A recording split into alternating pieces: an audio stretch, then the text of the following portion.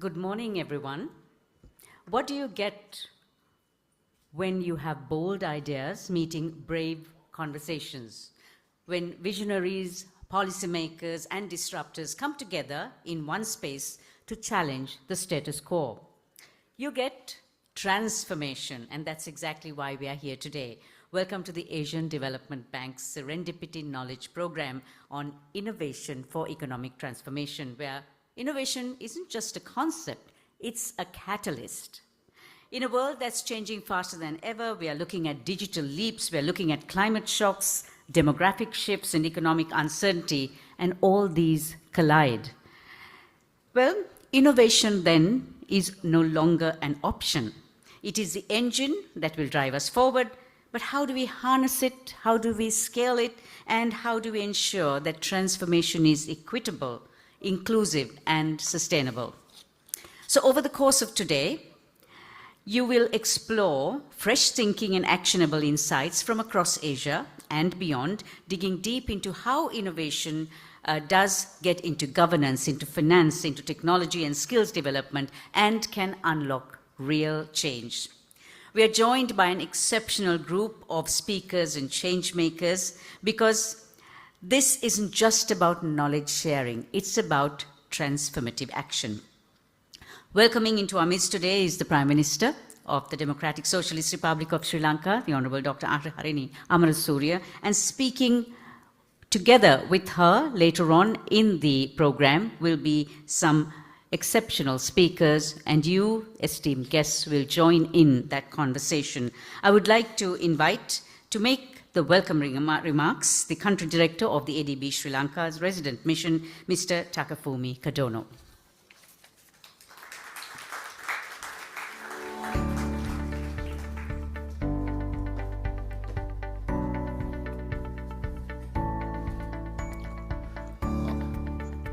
Honorable Prime Minister Dr. Harini Amarasuriya, secretaries, vice chancellors, government officials, distinguished speakers and panelists, heads of agencies, ladies and gentlemen, very good morning to you all. Welcome to our flagship knowledge event series called the Serendipity Knowledge Program for Sri Lanka.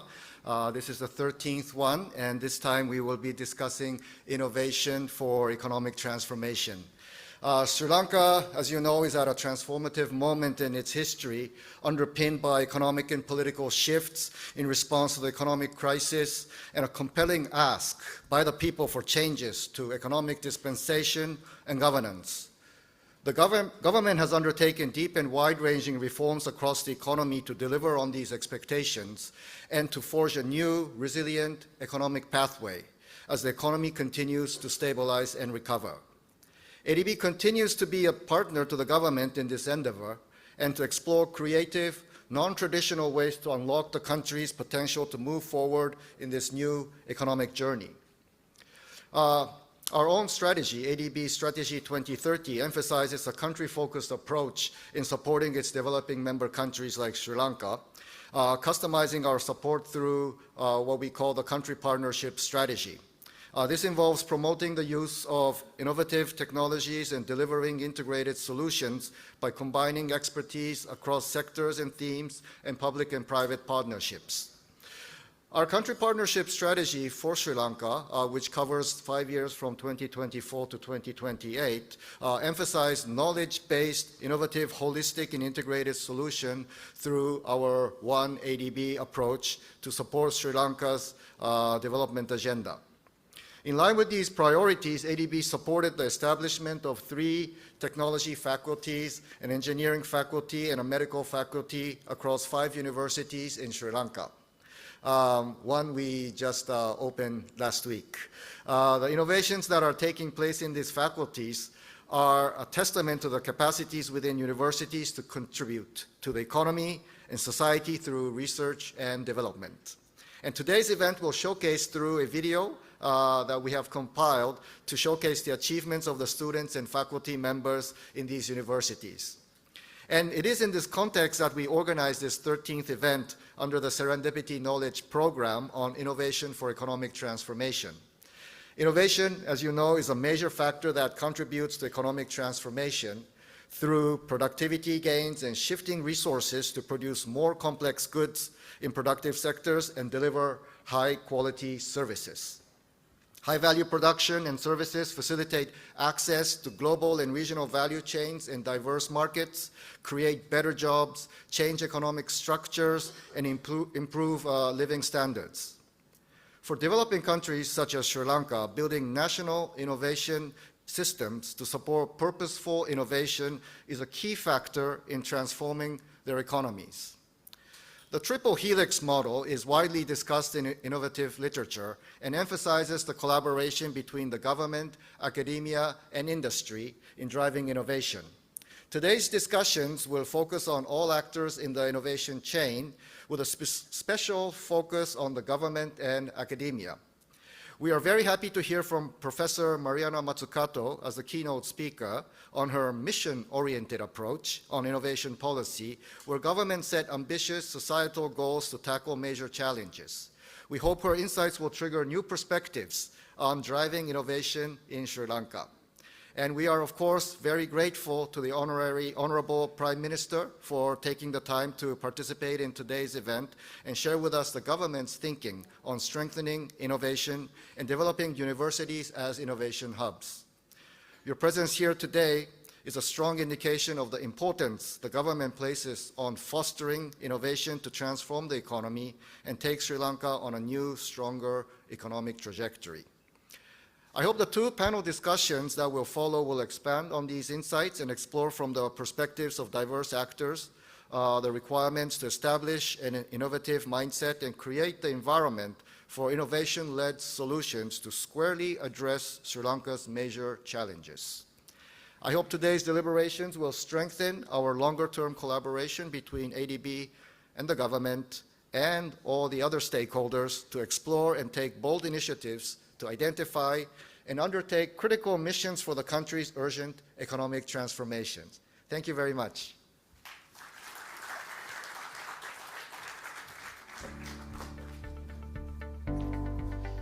Thank you to Mr. Kadono for giving us a background of the 13th Serendipity Knowledge Program organized by the ADB, and also giving us a background of what's going to happen during the course of the day and the topics for discussion, making innovation the key for transformation. To deliver the opening remarks, please welcome the Prime Minister of the Democratic Socialist Republic of Sri Lanka, the Honorable Dr. Harini Amarasuriya.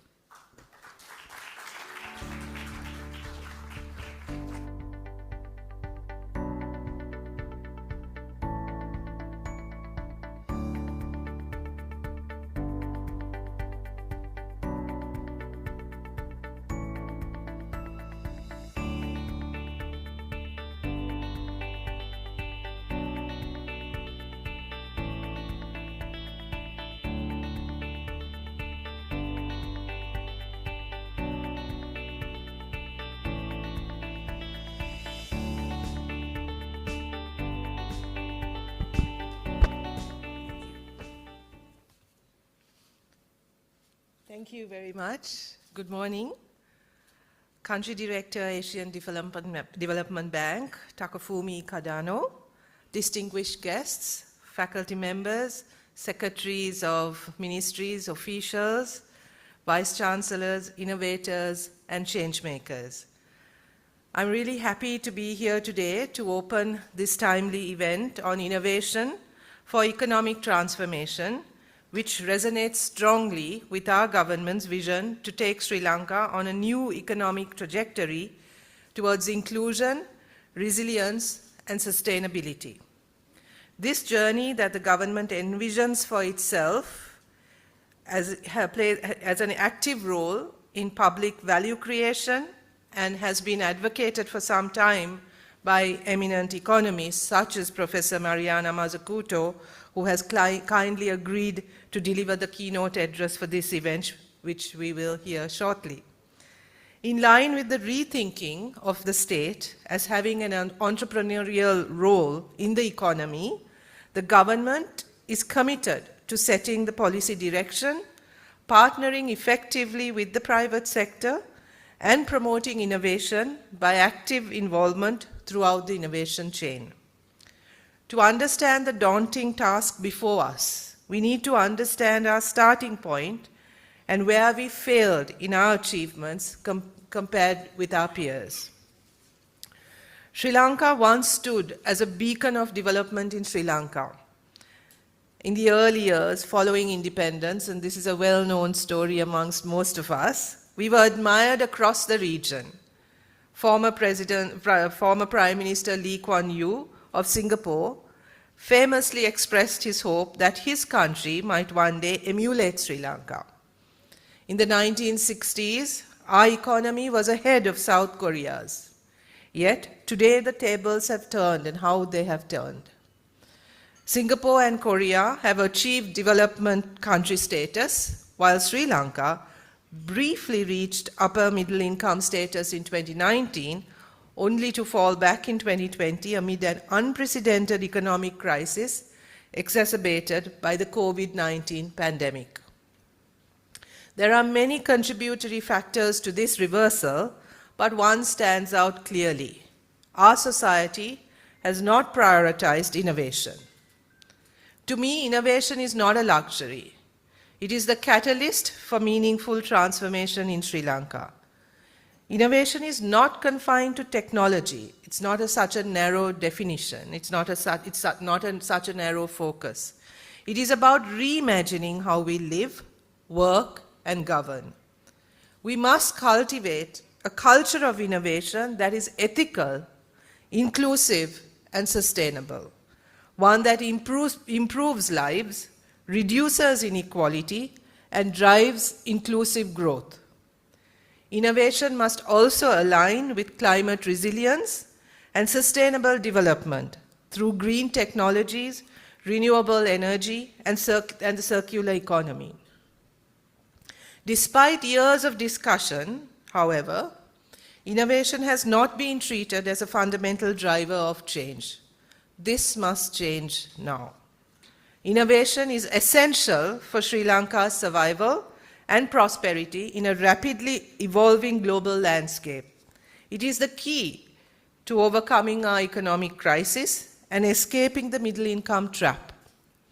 By fostering innovation, we can diversify our economy beyond traditional exports like tea and garments and move towards high-value manufacturing and services and integrate into global value chains.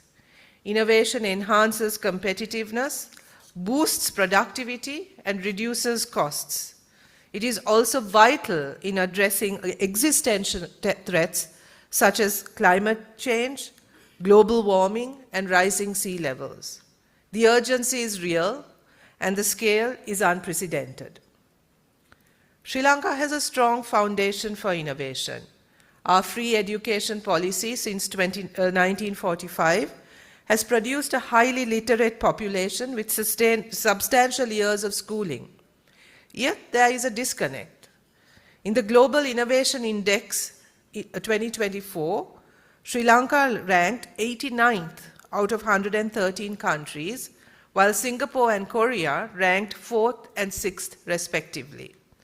Why has our strong educational foundation not translated into a leading, innovative, sustainable, resilient state or society? The answer lies in our investment choices. For decades, we have underinvested in higher education and research. Our gross expenditure on research and development is just 0.1% of GDP. Most of our public spending on education has gone to general education, and that's fair enough.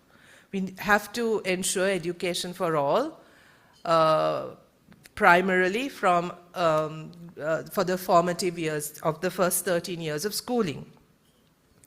Yet, despite this heavy investment and attention on general education, we have created a highly unequal educational landscape where there are a few schools of high quality and many schools that offer a low quality teaching learning experience. Now, how did we get to that despite our heavy investment in education? Not only does this mean that our system has become unnecessarily competitive, our education system, and too exam focused, it has also meant that our educational opportunities, our quality educational opportunities have become limited.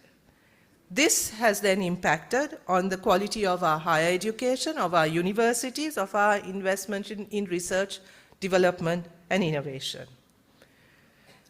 I believe that this situation has been created because for years our policy has been based on a series of unexamined assumptions, which I think we need to really re-examine and reimagine. For instance, if I consider just a couple of those assumptions that we have long taken for granted, our education policy, when it even comes to general education or our investment in higher education, just takes for granted statements such as this: we produce too many arts and humanities graduates. Our graduates are unemployable. And why are they unemployable? These are assumptions, okay? Why are they unemployable? Because they lack soft skills and English. Education is a private investment. This is the third assumption. So it only produces individual benefits. So it must be seen as a personal investment and a personal risk that anyone is taking when you enter education, especially higher education. But in my view, this divide that we are creating between STEM subjects and STEAM subjects, arts, humanities, science, this is an artificial divide. This is an unnecessary divide. If we look at why we are producing too many arts or humanities graduates, the answer lies in our extremely unequal school situation, where the most number of schools, and Secretary Education is here, and he'll give you the exact figures of exactly how many schools offer science, maths at A-level subjects, and the huge problem we have with adequate teachers in these subjects. So we are creating this inequality in the school system itself. We are not addressing this. We are trying to limit it at the higher education point. And how do we address this problem? By dumbing down our university programs, by including programs, I beg your pardon, I'm sure I'm going to ruffle a few feathers here, but by introducing soft skills, IT for social sciences, English, as if that's going to solve all our problems and produce graduates who are going to be innovative and research and development oriented. I think our focus needs to be different. Our focus needs to be to reimagine our education to provide a more holistic, integrated education where we focus on instilling critical skills, innovation, a spirit of inquiry, fundamentals of education, and we really focus on the quality of the teaching learning experience. So is it a wonder that we do not have the innovators, the entrepreneurs, the researchers that our society so desperately needs? Since 1975, because other countries have moved far beyond us, the United Kingdom has championed things like knowledge transfer partnerships, a pioneering initiative that connects ambitious businesses and organizations with academic experts to transform innovative ideas into real-world impact.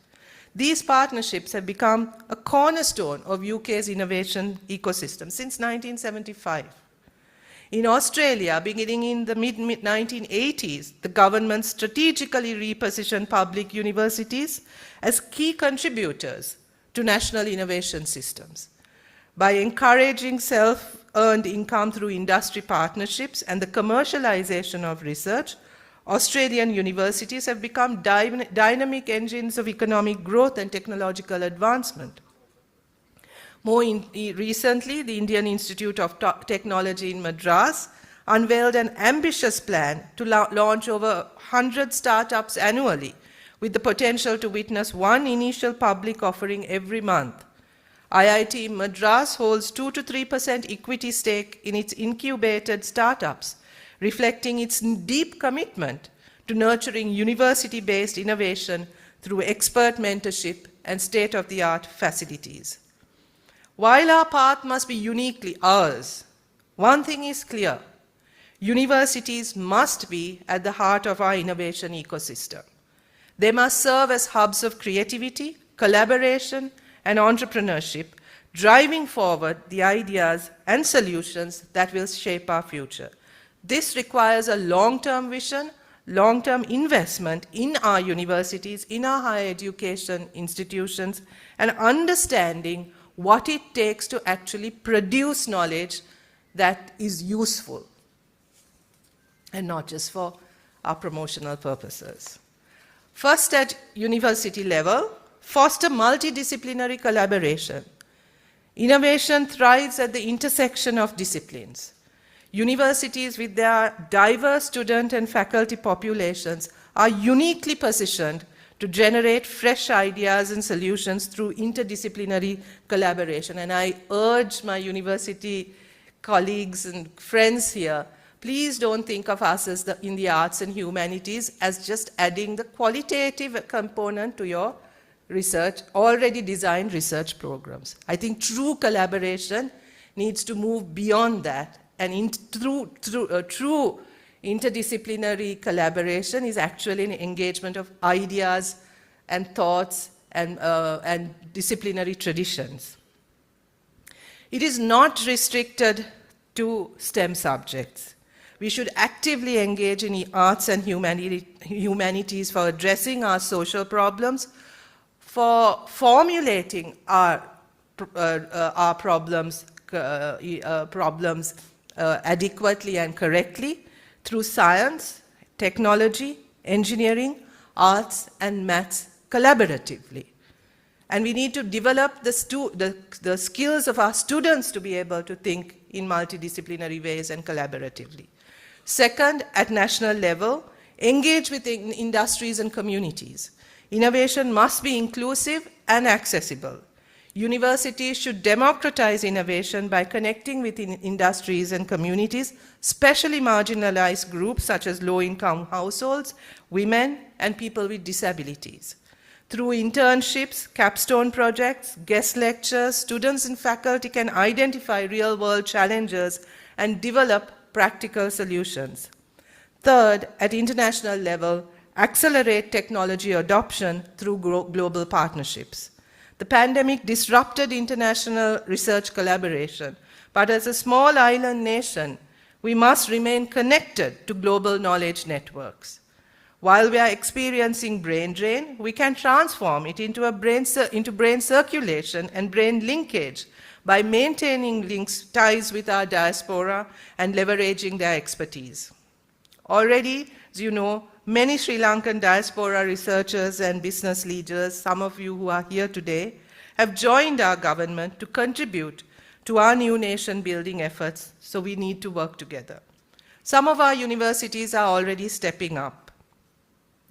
I recently visited the ADB-funded Faculty of Engineering at Sri Jayawardhanapura, and it's impressive. It is impressive. It's probably one of the most sort of state-of-the-art faculties for engineering in Sri Lanka, and I say that with due respect to all the other engineering faculties, but there's much more to be done. A building in and of itself is not the end. That's only the beginning. Beyond the state-of-the-art infrastructure, I'm pleased to note that several patents have been filed and granted through competitive research grants, supported by this project, an encouraging sign of growing innovation capacity. The UK's knowledge transfer partnerships have also been piloted, and multidisciplinary social innovation has been fostered. A notable example includes a 3D printing makeathon focused on assistive technologies, which brought together students and researchers to co-create impactful solutions for people with disabilities. But I also want to point out that innovation is not just about commercialization and getting your patent. It has to contribute in some way to reducing inequality, to our climate change, climate risk problems, and to finding sustainable solutions, to ethical leadership through public engagement. Encouragingly, some of our graduates have gone on to launch their own businesses, generating employment and contributing to the local economy. Female graduates in technology, still not there. We're not having sufficient numbers in technology. That's the only field where women are behind in the education sector, and we need to look at why that is. Are making remarkable strides, particularly in the biotechnology and IT sectors, where they are thriving as a highly skilled workforce. I'm confident that many of these women will rise eventually to becoming industry leaders in the years ahead, serving as powerful role models for the next generation of young women aspiring to enter the world of science, technology, and innovation. This successful project concludes later this year, but it marks a new beginning. These are among the best infrastructure facilities in the country, because it's also being established in the technology faculties at Kelaniya, Sabaragamu, and Rajarata universities. And I urge each university to maximize their potential as a hub, showcasing innovation for economic transformation. Finally, I extend my sincere appreciation to the Asian Development Bank for organizing the Serendipity Knowledge Program at this critical juncture. The government is eager to learn from speakers and researchers, innovators, change makers, and investors. We are committed to supporting innovation through practical and effective policies and investments, while ensuring that our youth and private sector remain in the driver's seat. I hope today's deliberations will contribute to expanding our understanding of what needs to be done to transform our economy and our society through innovation and collaboration among all stakeholders. Thank you very much, and I wish you all the very best at this conference. Thank you.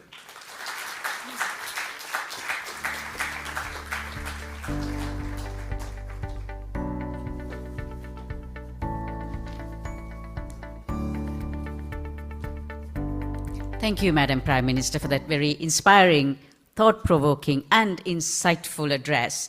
Innovation, she said, is about reimagining how we live, how we work, and how we govern. It is a fundamental driver of change. It is an imperative for Sri Lanka's survival. Something to keep with you as we go on for the next parts of the discussion this morning. She did also mention about the ADB-funded facilities, one of which she did visit. And that's what we are going to see today, capturing some of the innovations of students and faculty members of the universities that were supported under the ADB-funded Science and Technology Human Resources Development Project. And these are stories from the universities of Kelaniya, Rajarata, Sabaragamu, and Sri Jayawardhanapura, where the project supported the establishment of innovative and industry-relevant technology education and research facilities and helped quality curriculum design and aligned academic staffing with international standards. And the project also provides a competitive grant scheme and capacity development opportunities. Please turn your eyes to the video screen.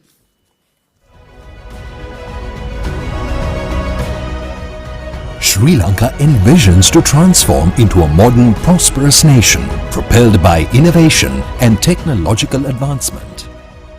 To give life to this vision, the country needs to establish a strong innovation ecosystem as the bedrock of the economy. How do you build innovation into Sri Lanka's DNA? In an innovation ecosystem, academia plays a key role, generating knowledge and developing technologies through research, and adding value to industries through knowledge and technology transfer. The Asian Development Bank, through the Science and Technology Human Resource Development Project, supported establishing technology and engineering faculties in 4 universities, with the platinum-rated green building facilities, and the medical laboratory complex in 1 university. The benefits go far beyond physical infrastructure. To encourage more women to enter technical fields, these faculties focus on gender sensitivity and gender affirmative concepts in their courses, infrastructure and industry engagement. I have always been fascinated by how technology can solve real-world problems. Despite being a male-dominated field, I was determined to break barriers and make a meaningful contribution. Collaborating with industries, these universities created innovative technologies and products. Faculty members and students collaborated with the Sri Lanka Gem and Jewellery Association to develop a gem cutting and polishing machine to elevate the precision and artistry of gemstone processing. The industry can now divide a stone up to 360 divisions through a user-friendly interface, which was only limited to 96 up until now. Collaborating with several private companies, Asha Vijay Gunawardana has developed a range of cosmetic products using herbs and other natural ingredients. By maintaining quality requirements in line with market demands, we have been able to export some of our products to 3 countries. After graduating, Janith Banuka started Innova Holdings Private Limited to bring automation and engineering solutions to local industries, including SMEs. My degree provided me with a multidisciplinary background in electrical, electronic, programming and CAD design, along with industrial technologies. It also helped me think like a problem solver, which is a key part of running a business. Many projects support climate-related innovations, including waste-to-energy initiatives. Indranil Chamara conducted research to convert sludge palm oil to energy. Biodiesel burns cleaner than fossil diesel, significantly reducing the emission of carbon dioxide, carbon monoxide and hydrocarbons. Research ranges from innovations in agriculture to the use of modern technologies such as nanotechnology and virtual reality. Saliconia grows in certain coastal areas of Sri Lanka. Dinum Pereira is working with Mega Plantations Private Limited to develop biosalt from Saliconia as a healthy alternative to regular table salt. Plant stores 40% of salt and is rich in bioactive phytochemicals which are naturally occur in plant compounds with anti-diabetic, anti-inflammatory, cardioprotective and other therapeutic properties.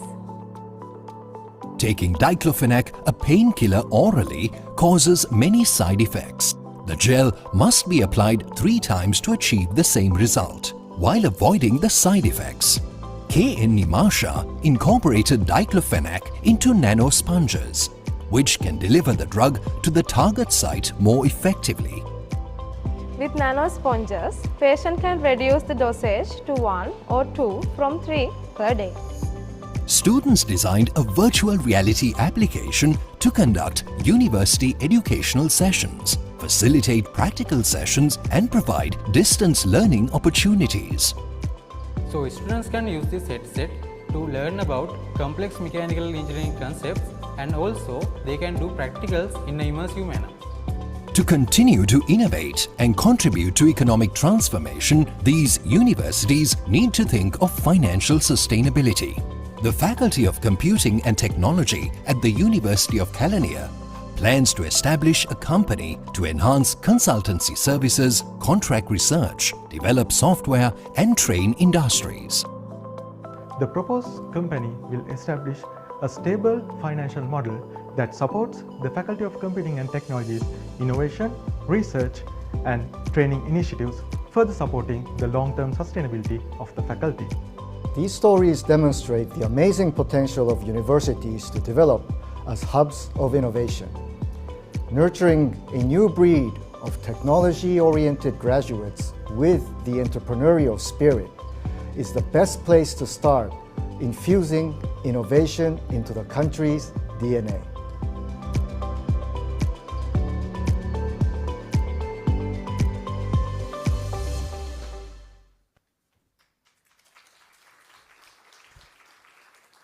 What inspiring stories. Young people just given that space to innovate and see what they've come up with.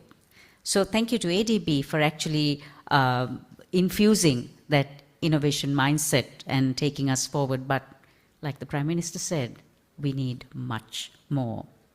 Our keynote speaker today is a founding director of the UCL Institute for Innovation and Public Purpose, where she is also Professor of Innovation and Public Value.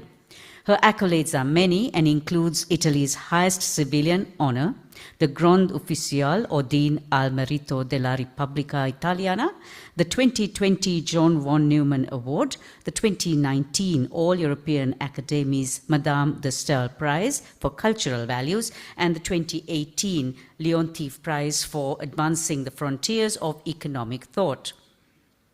Her publications include The Entrepreneurial State, Debunking Public versus Private Sector Myths, The Value of Everything, Making and Taking in the Global Economy, Mission Economy, A Moonshot Guide to Changing Capitalism, and most recently, The Big Con, How the Consulting Industry Weakens Our Businesses, Infantilizes Our Governments, and Warps Our Economy.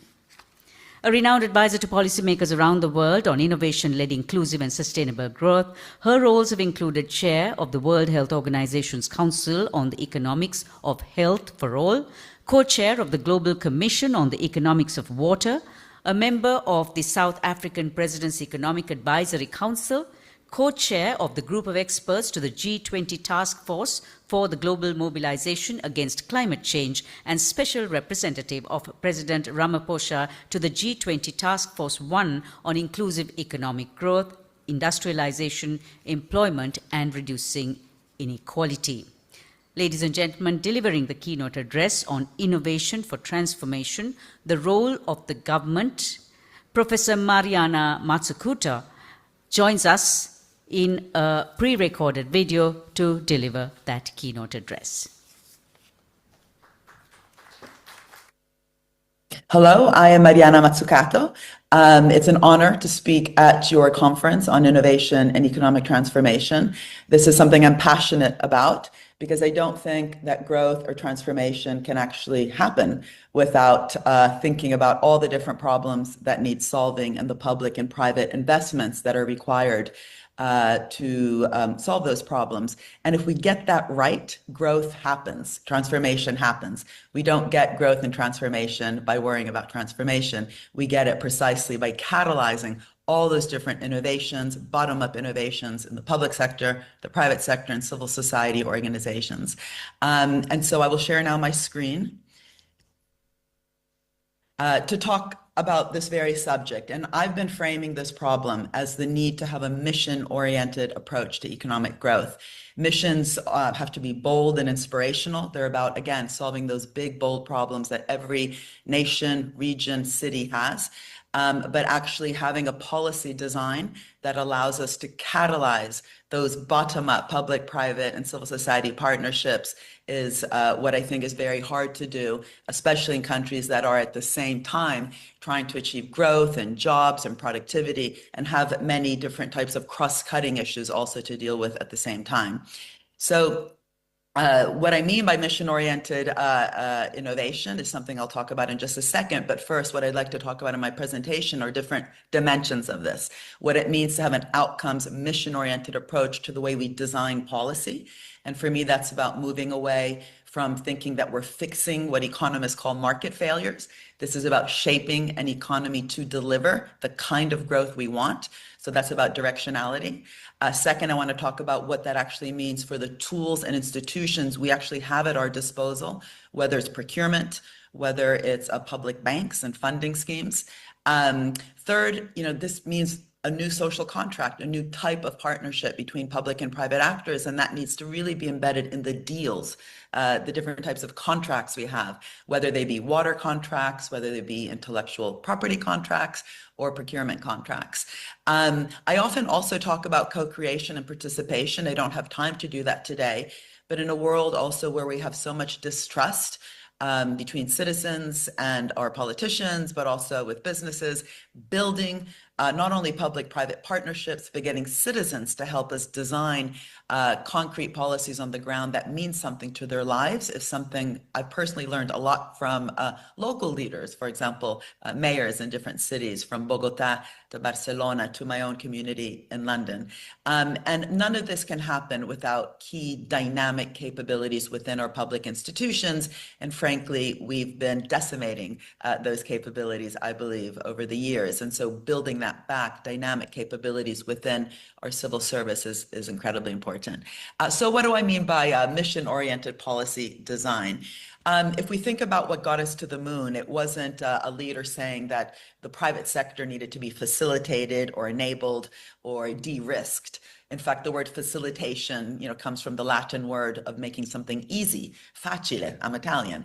Kennedy said we're doing it because it's hard, not because it's easy. So that idea of really welcoming the underlying experimentation, the trial and error, the learning by doing around big, bold problems is what I mean by missions.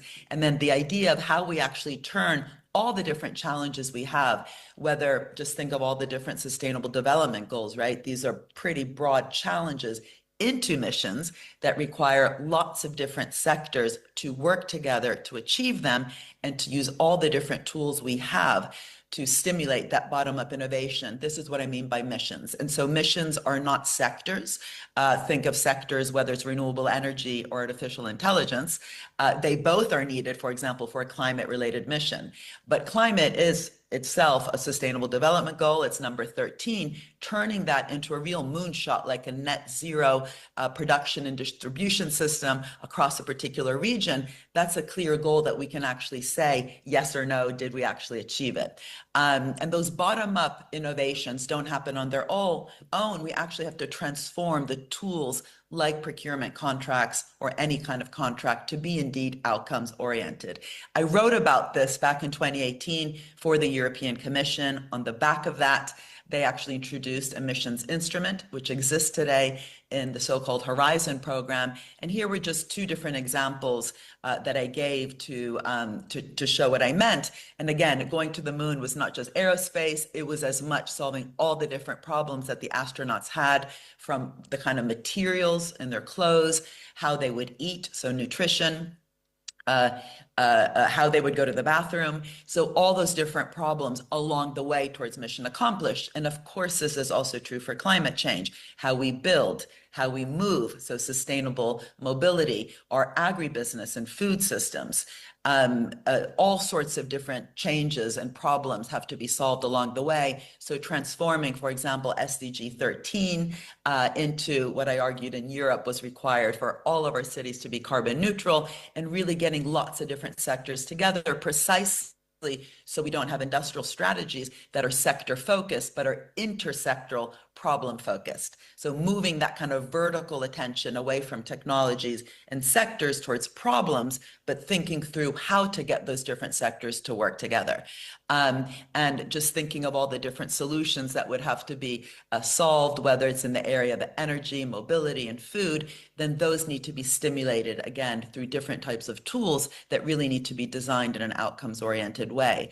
I had the honor to work with the Prime Minister of Barbados, thinking of her own a large ocean state. I prefer to use that word, large, a very large ocean island, if you want, not a small island state, in order to actually transform it into one of the cleanest and most beautiful large ocean states, championing sustainable development locally and globally, with the goal of all domestic activities becoming 100% sustainable by 2035. This was one of the missions her own government settled on, but you can imagine how that would actually then require, for example, a very different relationship with the tourism industry. So instead of thinking about tourism as the priority, thinking about tourism as well as other sectors as key areas that need to actually be transformed in order to achieve that particular mission.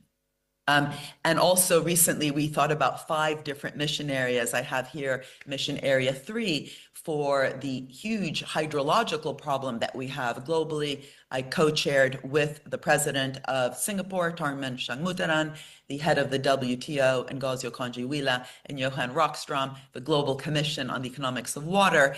And similarly there, we said, well, the hydrological cycle, first of all, is a global problem.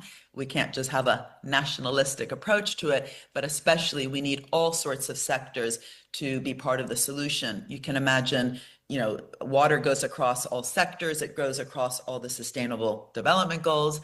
It connects climate, biodiversity as well. Water goes across both those big problems.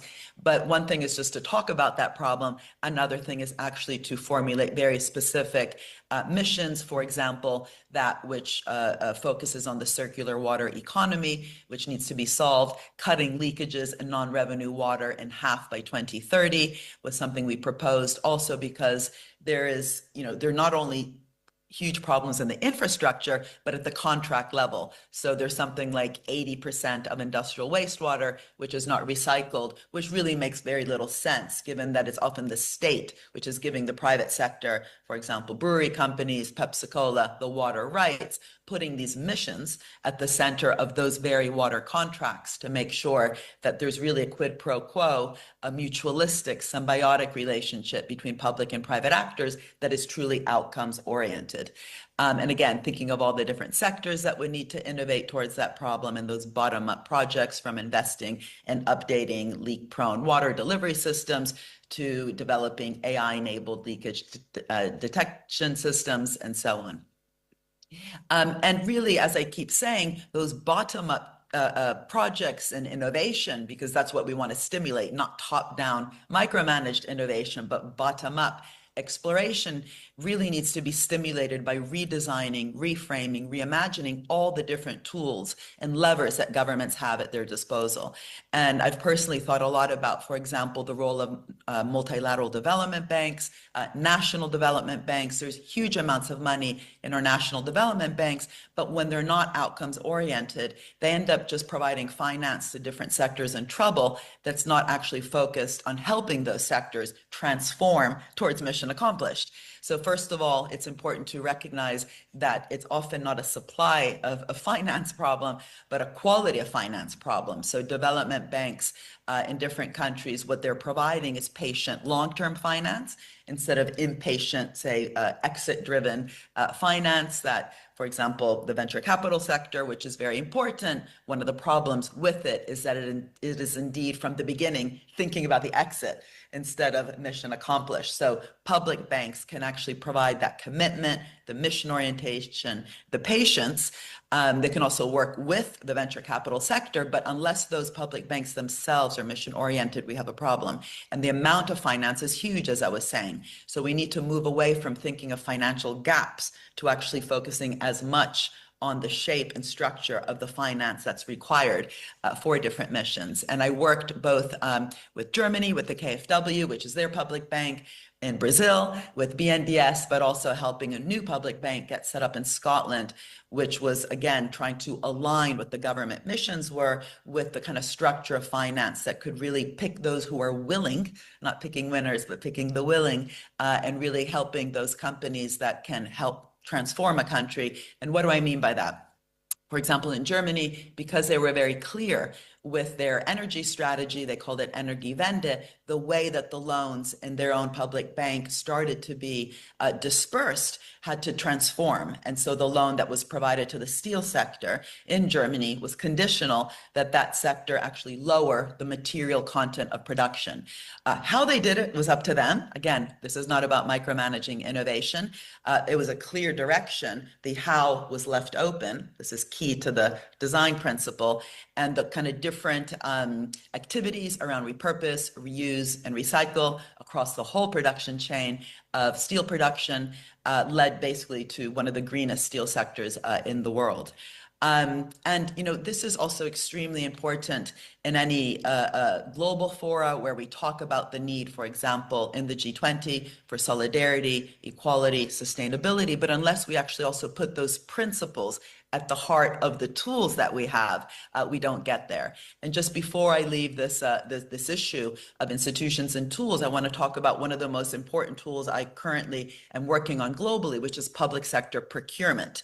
It was very interesting that the head of NASA procurement, his name was Ernest Brackett, you know, the first thing he did was actually change the procurement design in order to get to the moon away from cost plus procurement towards fixed price, challenge-oriented procurement with incentives for innovation and quality improvement for all those different companies that help NASA get to the moon. So transforming procurement from just kind of a focus on cost and price towards problem solving is something we've also worked on on school meal programs. School meals are often procured from the state with contracts to the private sector, but unless we're ambitious and have moonshots even for lunch, then these levers are wasted. And both in Brazil, but also in London, actually, with our work in Camden and in Sweden, we worked with the idea of turning school meals into their own moonshots to be healthy, tasty, and sustainable. And again, with all those different criteria as a clear direction, the how was left open. That allowed a change, really, and also creates a more diversified supply chain of food production. It can also be focused on more local food production, but by having clear characteristics and criteria, which then require innovation across different sectors, it also helps government to work in a very different way. And that's really what I want to get to now.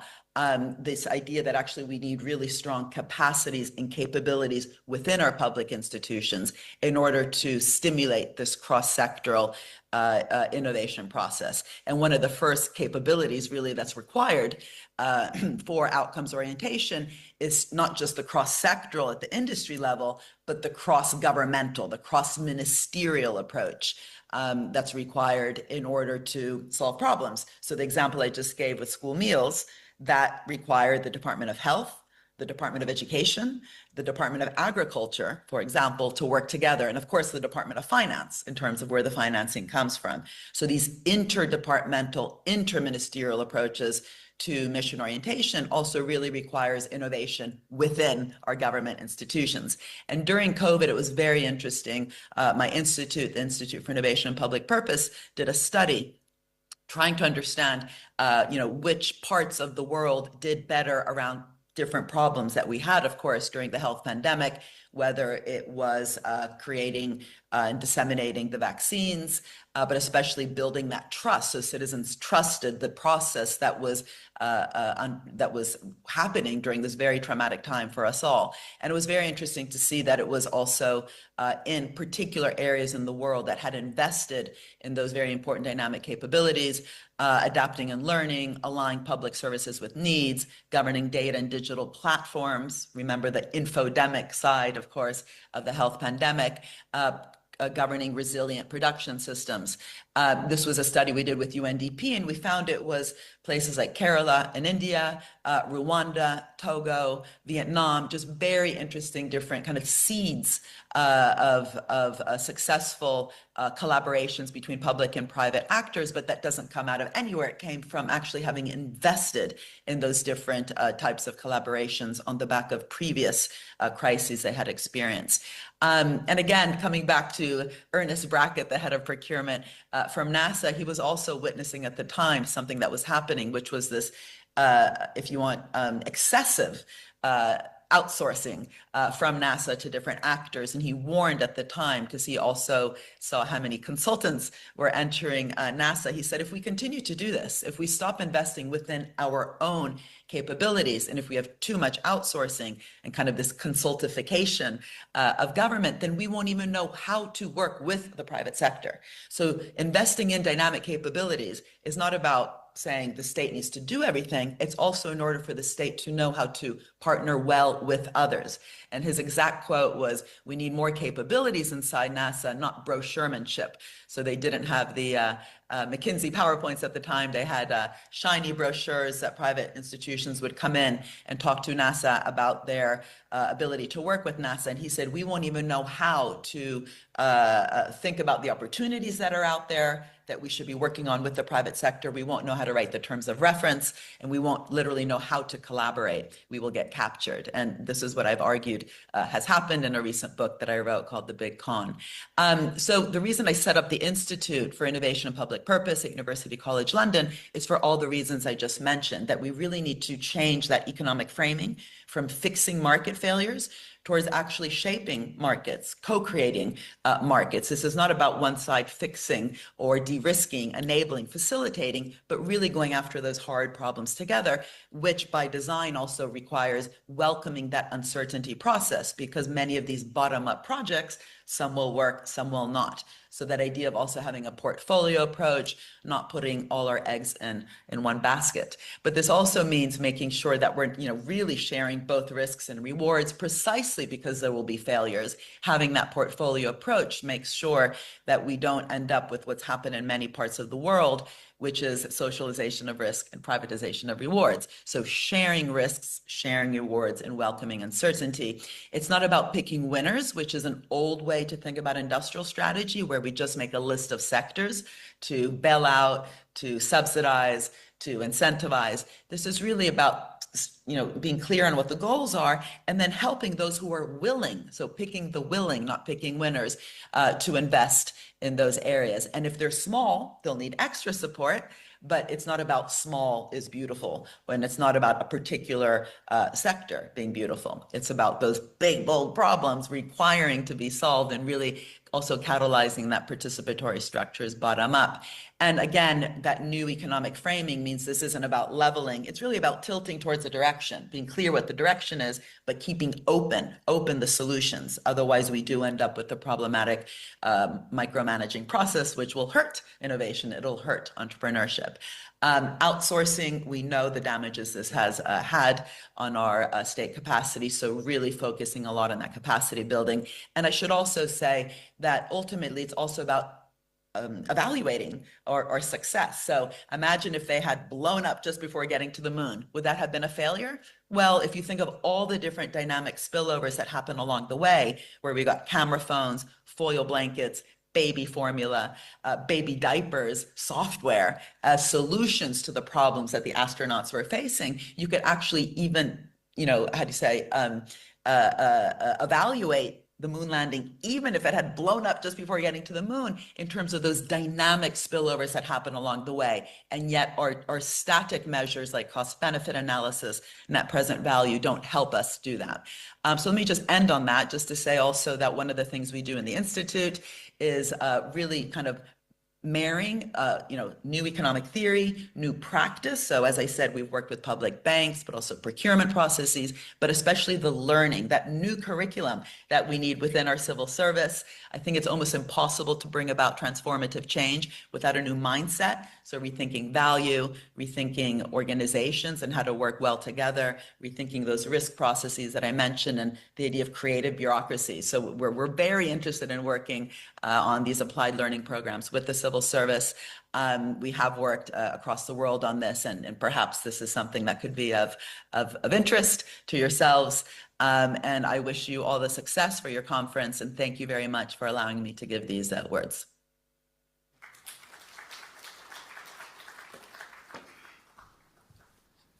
Thank you very much to Professor Matsukato for giving us a background now, a very in-depth background of how our panel discussions will now work forward. We have 2 panel discussions coming up after, from this point onwards. We'd like to say thank you to the Prime Minister for her opening remarks and for being here this morning. And we would now like to invite our panelists once the chairs are put on stage. In the meanwhile, if you'd like to ask any questions, for those of you within the room, there will be a QR code that will come up on screen. Please get your QR reader out and ask your questions. And for those who are joining us online, there will be a link shared on the chat, and you can then ask your questions. There will be no physical asking of questions in the room, so that mainly to save time, because we're on a very, very tight schedule. Our first panel discussion is moderated by the Country Director of the ADB Sri Lanka Resident Mission, Mr. Takafumi Kadono. We'd like to invite him on stage once we've got our arrangements in order.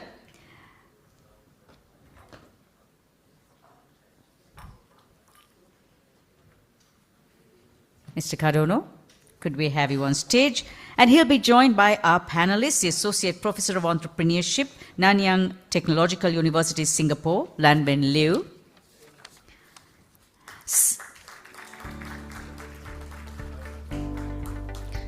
Senior Advisor to the President of Sri Lanka on Science and Technology, Mr. Gomika Udagam Surya.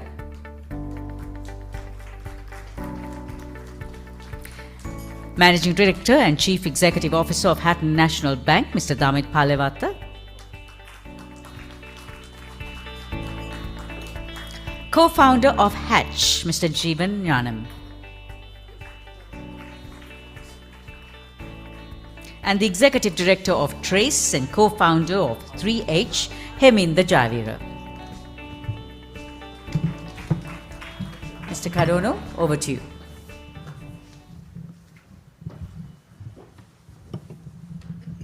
Okay, great. Wow. Powerful messages. So we need to sustain the energy here on the stage as well. Very glad to have a very powerful panelists here. And well, I guess as highlighted in the keynote speeches, innovation is a cornerstone of development.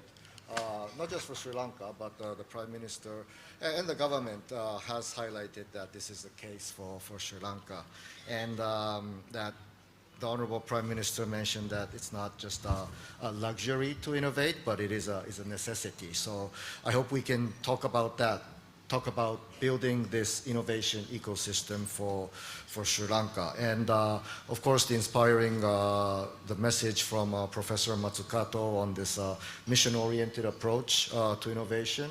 And I think she touches on how the government and the industry also should be interacting. So I'd like to hear from both sides, from the government side as well as from the startup innovation ecosystem actors on how they feel about it. So what I'll do is, if I could just start with a question to Jivan. I think you know Jivan already, but he's an entrepreneur and co-founder of Hatch, which is a leading startup incubator and innovation hub in Colombo, and recently opened another lab in Jaffna the other day, and you're mapping out like agri-tech as well, right? So very exciting, and I'm always admire your passion. So, I mean, starting with you, I mean, what do you think are the biggest challenges that the Sri Lanka faces in incubating and commercializing R&D outcomes? And of course, as the Prime Minister mentioned, it's not just about getting patents and commercializing. There needs to be impact and return to the society. But let's focus on the commercialization part first. Okay. First of all, just want to thank you, Taka, and ADB for kind of providing this platform to talk about innovation. Hatch, as you know, truly believes in what kind of the mission statement here is, which is we want to create economic development, and our focus is through entrepreneurship, right? I think there are three main problems that we need to solve. But before going to problems, especially for R&D, I'll just kind of state maybe three assumptions that should take place, right? Before we get into that. So the first assumption is that the R&D project that they do has global relevance, right? Not all R&D projects are global in scale, and some might have local applications that are global. The second assumption is that I believe that it survived a very underfunded R&D ecosystem. Like most of the universities don't have proper infrastructure, etc. So we need to assume that it has. And I think the three main problems that the ecosystem faces is one is funding.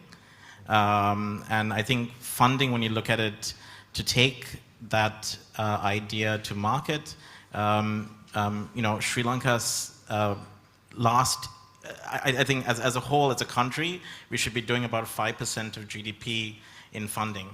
Last year we did about $14 million in startup, which is about 0.014%. So as a country, startups here, the ecosystem here is underfunded. So that's a huge problem, right? Which Hatch is obviously trying to create funds in Singapore and Sri Lanka to address that underfunded issue. The other one is market access. I believe as Sri Lankans, there is a very low, we're stuck with a population of 22 million people. But I believe what we're trying to do through Hatch is, like, for example, introduce corporate innovation, which reduces the risk for corporates to work with the startup ecosystem. And we're also lobbying government to work with policies like, reduce their tender requirements, etc., and actually try innovative systems born in Sri Lanka. These are things that we lobbied with the government to kind of reduce that market access locally, but also globally. I think we should look at this as an opportunity. In South Asia, we have access to close to 2 billion people, right, across Bangladesh, India, Pakistan, which I think Sri Lanka can be a great innovation hub to go into the region. And that's really how we should be positioning ourselves globally. The third one, which I think if you're able to solve 1 and 2, I think the third one you'll kind of solve. The third problem is brain drain. We've had, especially during the financial crisis, a huge brain drain problem where talent is leaving the country. And I remember just a personal story during the financial crisis. At Hatch, we became more therapists. We were telling people, stay the course, stay in Sri Lanka, things will turn around. And I'm glad to see that we have come to that point. But I believe these are the 3 main problems that should be solved.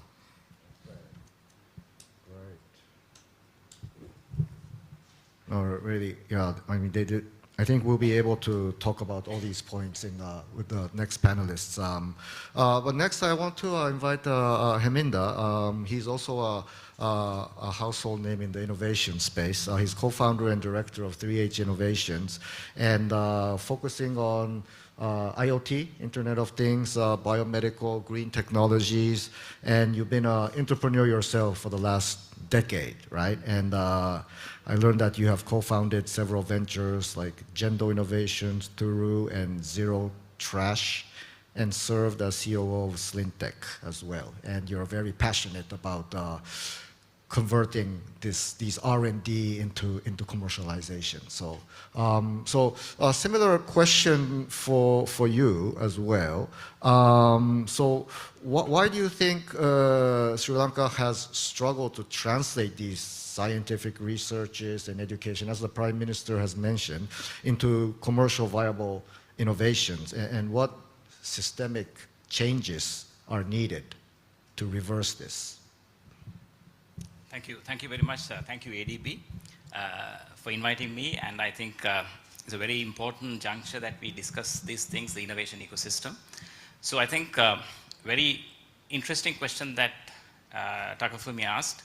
I think there is no one fit model for what you asked, and also the problems, if you look at, one of the biggest problems we face, this comes from the education, maybe it's a discussion point for the next panel. I think in Sri Lanka, we have a very competitive education system. I think has become one of the biggest reasons why we don't have this innovation mindset. So remember, it's a word, the mindset. So we think, we think that we shouldn't copy. But globally, innovation ecosystems start with copying something. But remember, you copy and build something better than what you copied. So that's what a lot of countries did. And of course, you have to give the due recognition to the people you copied. But it's not, don't copy. So everywhere you regenerate from whatever done in other parts of the world. And then second one, again stemming from the education system, because it's a very high competitive model, we don't look at collaboration. So everything is individual, proficiency or individual capability. No, it's globally innovation happen when there's people get together as a team, work together. But remember, it's not about people working in one core area. For example, 3 software engineers can't develop a startup or an innovation. It has to be a software engineer, maybe a lawyer, maybe someone in the business side. So that collaborative approach is not there at school level and also at the university level. Universities always talks about faculties, departments. Department doesn't talk with the other department. Faculties doesn't, I know a few vice chancellors are here. So the faculties don't talk with another faculty. I've been trying with various universities, why don't we do final year research with students from different faculties, if possible different universities, if at least with different departments. It never happens. So these are the things we talk about interdisciplinary research, but it never happens in universities. Of course it happens, but very small percentage. So these are the structural changes that need to happen. I think the Professor Mariana also mentioned, when you start innovation with the mindset of controlling anything, for example, take about something like, say, IPR, intellectual property. The moment you start, if you do something, first you have to protect your IP. That itself solves the innovation part. Globally, if you look at where the biggest innovations happen, when you think about, you forget about IP side, let's solve the problem. Let's take your idea and make sure that millions and billions of people use it. The best example is take what Elon Musk did in 2016. After 10 years of work in the electric battery, he said, I will give all my IPs in electric battery, I will make them public, which he did in 2018. The reason, he wanted to make sure that every car on the planet is a electric battery used car. And he knew Tesla can't do that. The Toyotas has to do that, GMs has to get involved. Now you see electric cars everywhere. Now China is doing better than Tesla. So this is the mindset that we require, especially in Sri Lanka. It's, if you want to do innovation ecosystem, don't start with the controls. Controls can come later once you flourish. If everyone is an innovator in this audience, then slowly we'll bring the controls. But don't start with the controls. Then you kill the innovation spirit. And then I think a very important thing brought by the Prime Minister as well, I think I want to stress on that. She mentioned one of the Indian universities had this Startup 100 plan, right? So these are the things that we should inculcate in Sri Lankan universities. It's not about, number one, responsibility of a university is not graduating students. I think this mindset has to change. The university, number one, responsibility is creating new knowledge. That's number one. Number two, creating new knowledge. Number three, creating new knowledge. It's about, until number 9, is creating new knowledge. Rest of the things come later. So creating new knowledge doesn't mean you put it in a knowledge somewhere in a research article. It has to be everywhere. The people should use it. There should be users. It has to be. It has to go to the society. So that is where you need the rest of the pieces. For example, creating innovation, creating startups, creating a lot of things has to be start at university level. So these are the structural changes that I'm answering to your question. These are the things very high level that Sri Lanka should adopt. And I think it's not happening due to various reasons, but there should be a policy level push to make sure these things happen. I think if every university in Sri Lanka focus on, like, we'll establish 100 startups from every university, I think that will change a lot of things that is not happening right now. So thank you very much. Oh, great. Thank you for that intervention. Creating knowledge, of course, is very important. The responsibility of the university to foster this new generation of cohorts who can think big and innovate and contribute to the economic growth. And I think you have given food for thought for the second panel. I see Unica there taking notes, and I think our project director also may want to say something about this in response as well. But let me now invite Professor Gomika, who is now the President's Senior Advisor on Science and Technology. He's affiliated with the University of Houston and the MD Anderson Cancer Research Center, also in the US. And I believe you have a PhD from Wayne State University and postdoc research at the University of Texas Southwestern Medical Center. And you are known for your innovative research and multiple patents. And very glad that you have come back from the US to take on this position and to, based on your global experience, bring some direction and vision to the R&D innovation landscape here. So I know you're working on R&D policy for the government.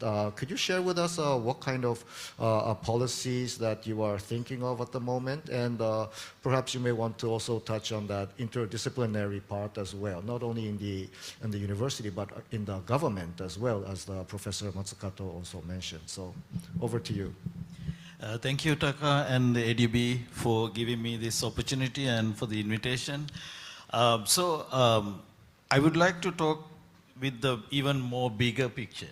So the current government is mainly focusing on production economy. So how do we get to that? So one of the best ways to reach there is developing value-added products and services.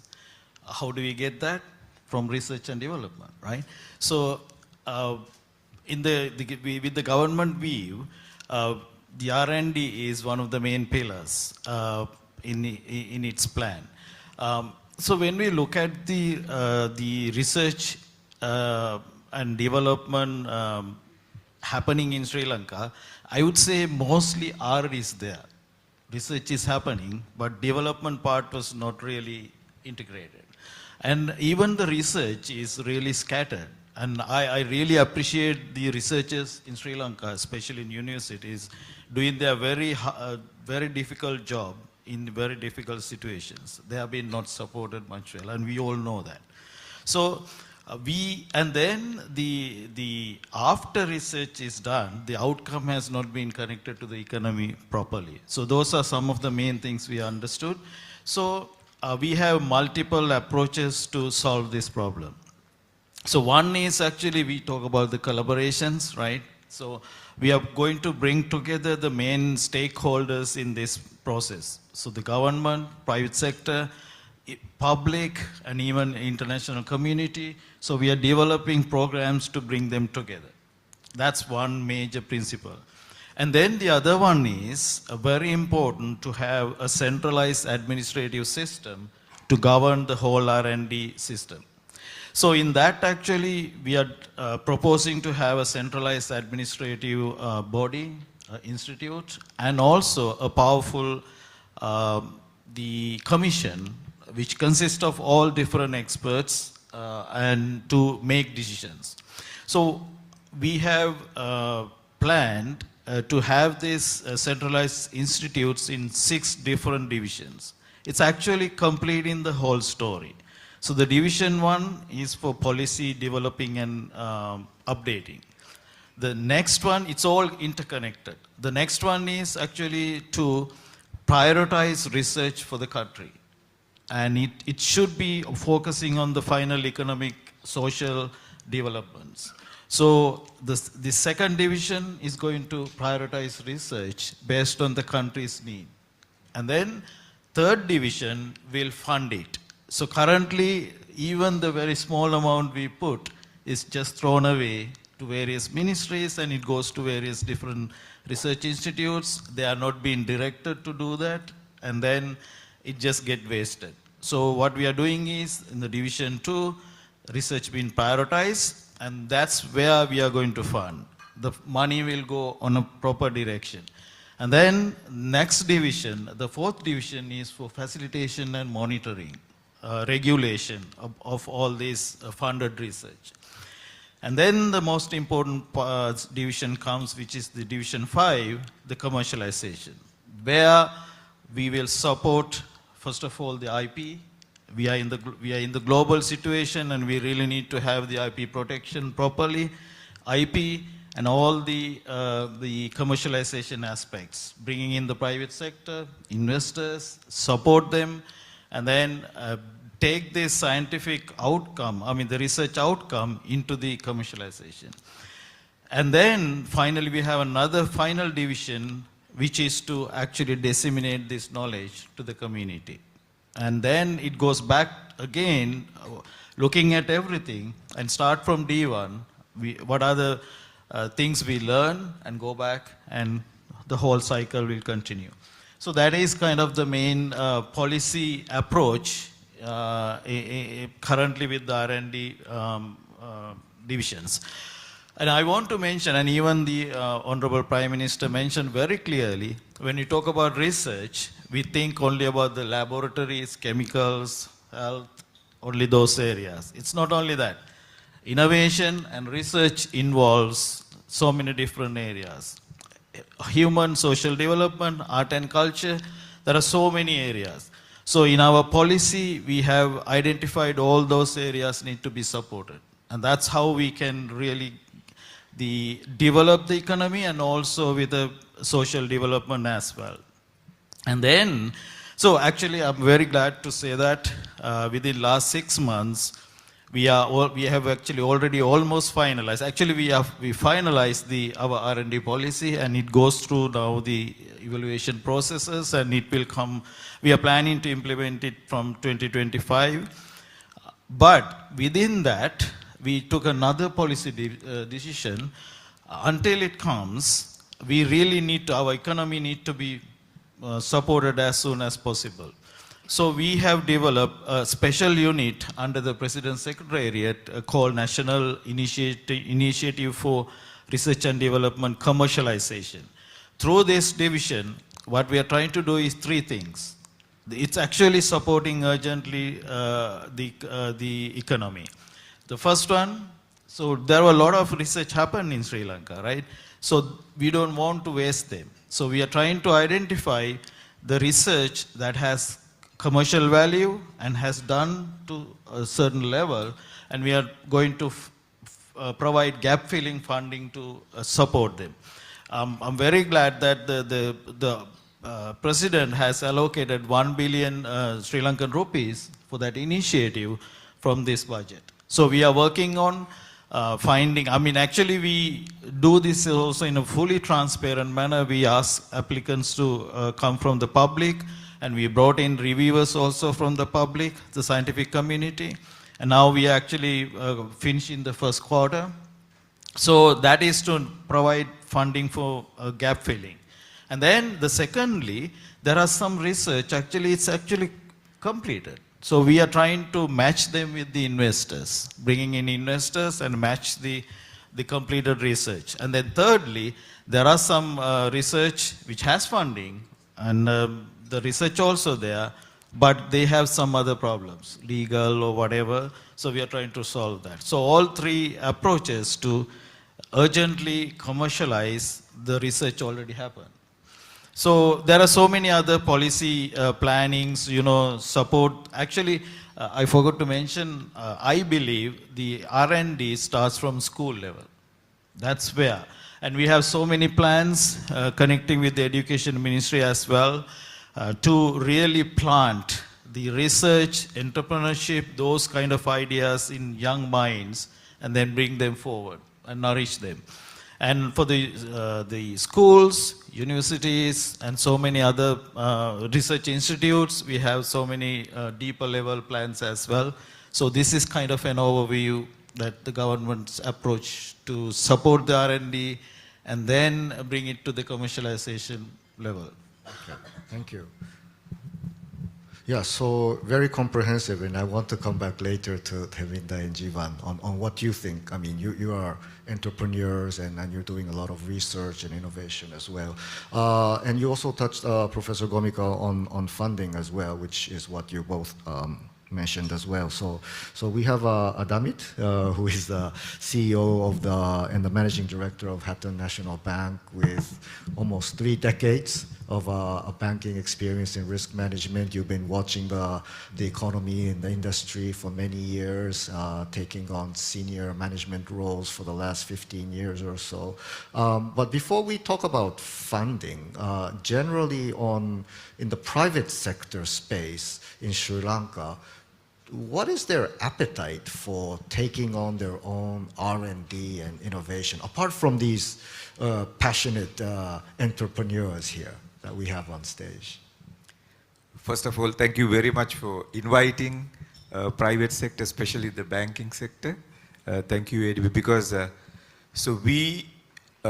banking sector is a sector which has gone on the journey of the innovation to a certain extent. So we have traveled that direction for a while.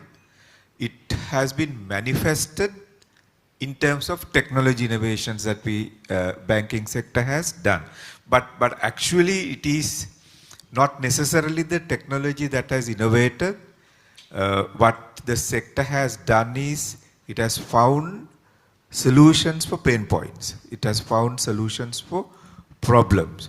So even though the innovation journey has taken some far, we see, especially in the private sector, there are critical elements that impacts the appetite for innovation. So I thought I would take out maybe a couple of points which may be of very essence of why innovation at times doesn't fly the way that we would like to see.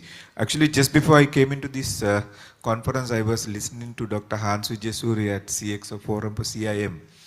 So he told something very interesting. I thought I'll tell that before I put my 2 points. So he said, most of you have traveled London Underground. So when you go London Underground, there is one phrase that you hear more frequently than anything else. That is mind the gap. That's what we hear all the time. So he said that is what is lacking in innovation.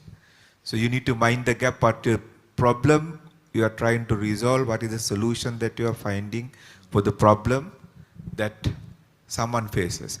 So if you look at the private sector in Sri Lanka, even though there is a growing awareness and appetite for growing the innovation, but I don't think it has happened to the level that any one of us would anticipate and desire.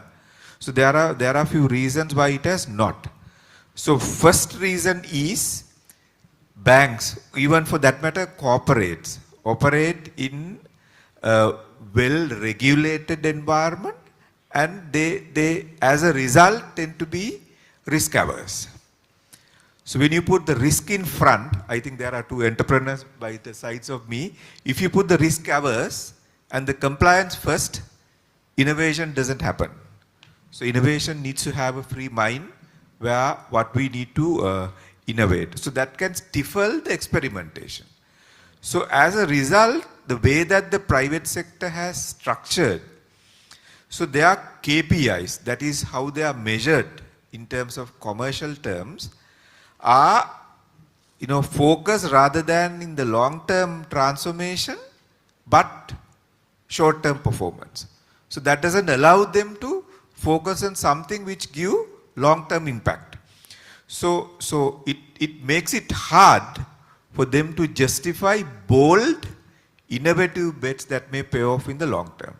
So that is one primary reasons why we have not seen much of appetite in private sector for innovation. The second thing is more important than the first thing. So we see there is a cultural disconnect. What do I say? The cultural disconnect is, so innovation requires agility, failure tolerance, and mindset change. I think you spoke him in the mindset, very, very important point. So you need agility. So when we start doing something, if we change, our tendency is that we hold on to the change even if that doesn't see the results that we want.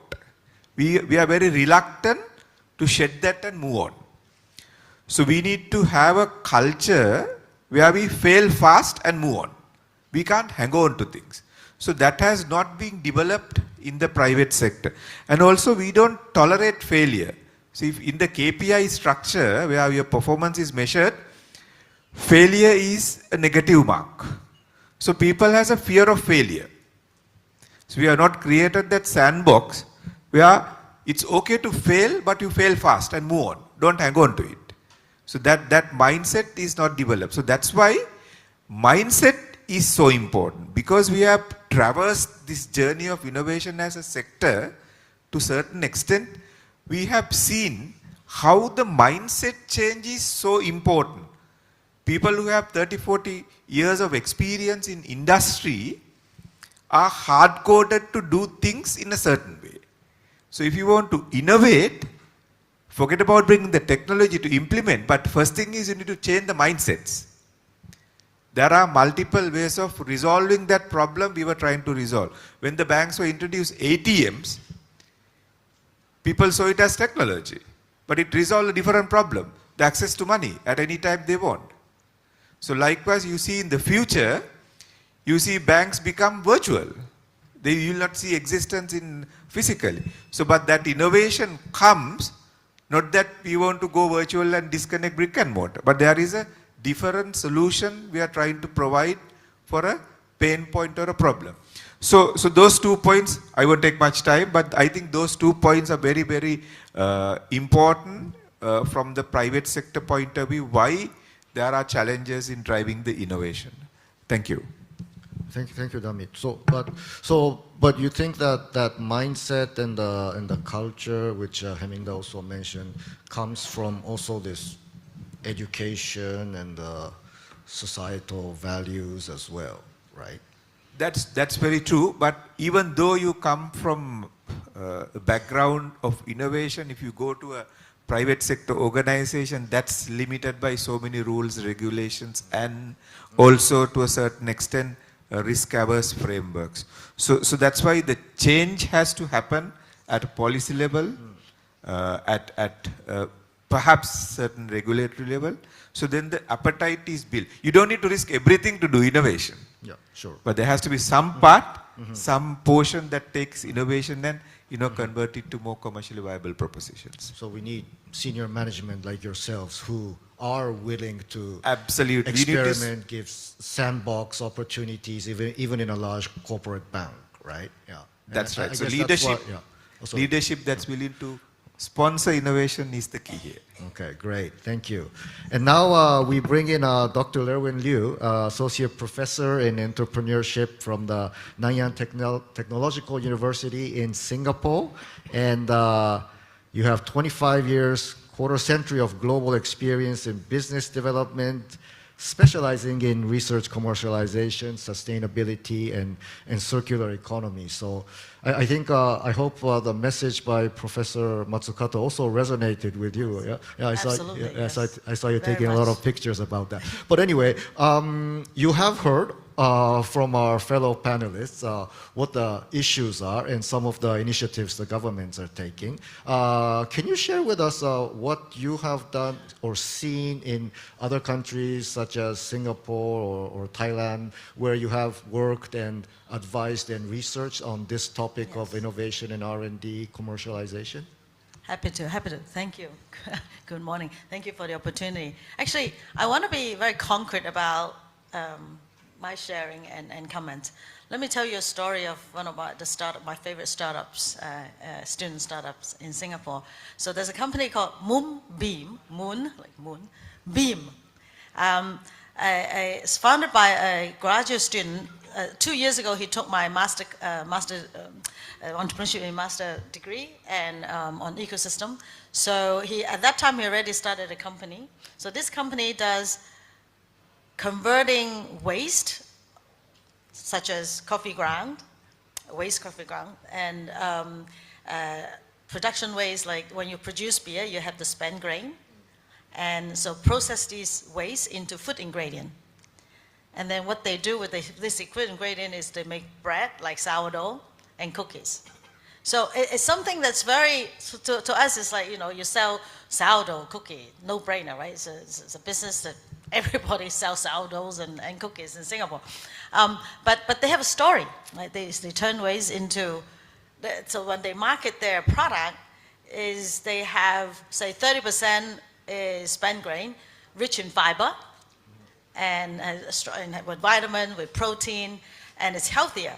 So the story actually resonates with a lot of companies who want to go into zero waste movement, tap into the zero waste movement, like Google, for example, and food caterers like Compass and SAT, which is the Singapore airport food catering.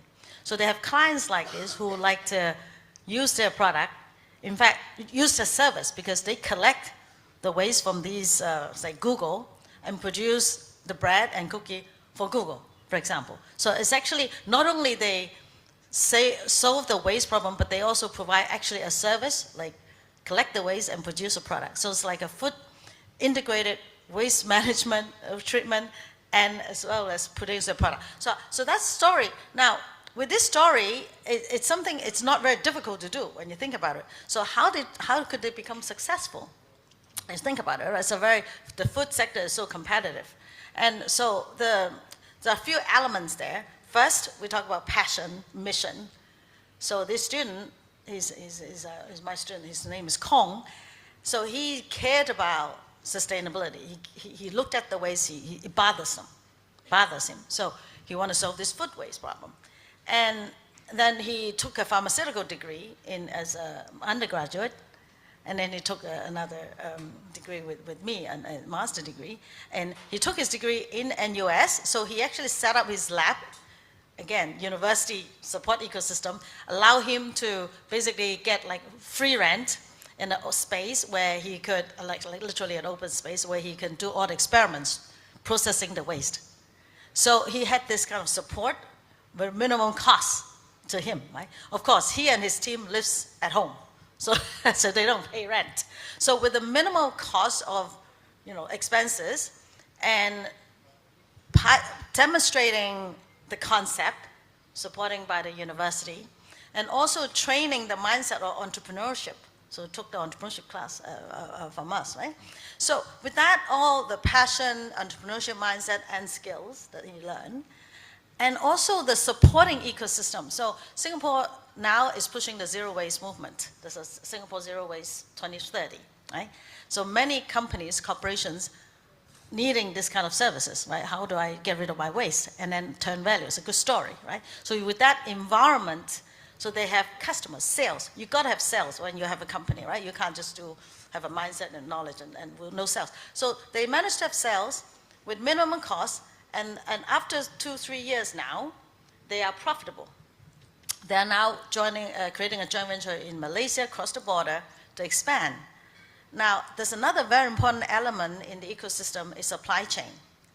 So when he looked at, when he shared with me, how the challenges he had is to have the knowledge of supply chain, where to of course access to the waste, and also access to mentorship people and the businesses people who are actually willing to pay you, right? So like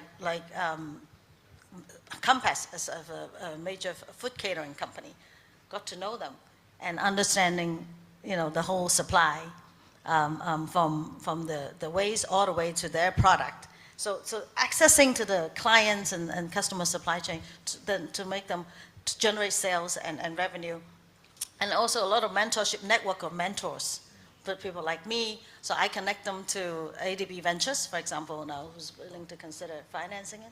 Yeah, ADB Ventures, yeah. So you got to have, surrounding them, they also supported by DBS Foundation. So they got lots of funding, and Kuma Foundation. So a lot of foundations, again, through our network, and to support them with funding. Initially, they need funding, and not a lot of money. I mean, $100,000, $200,000. And Singapore government also has 70% support for any instrument you make, equipment you built or purchase, 70% reimbursement.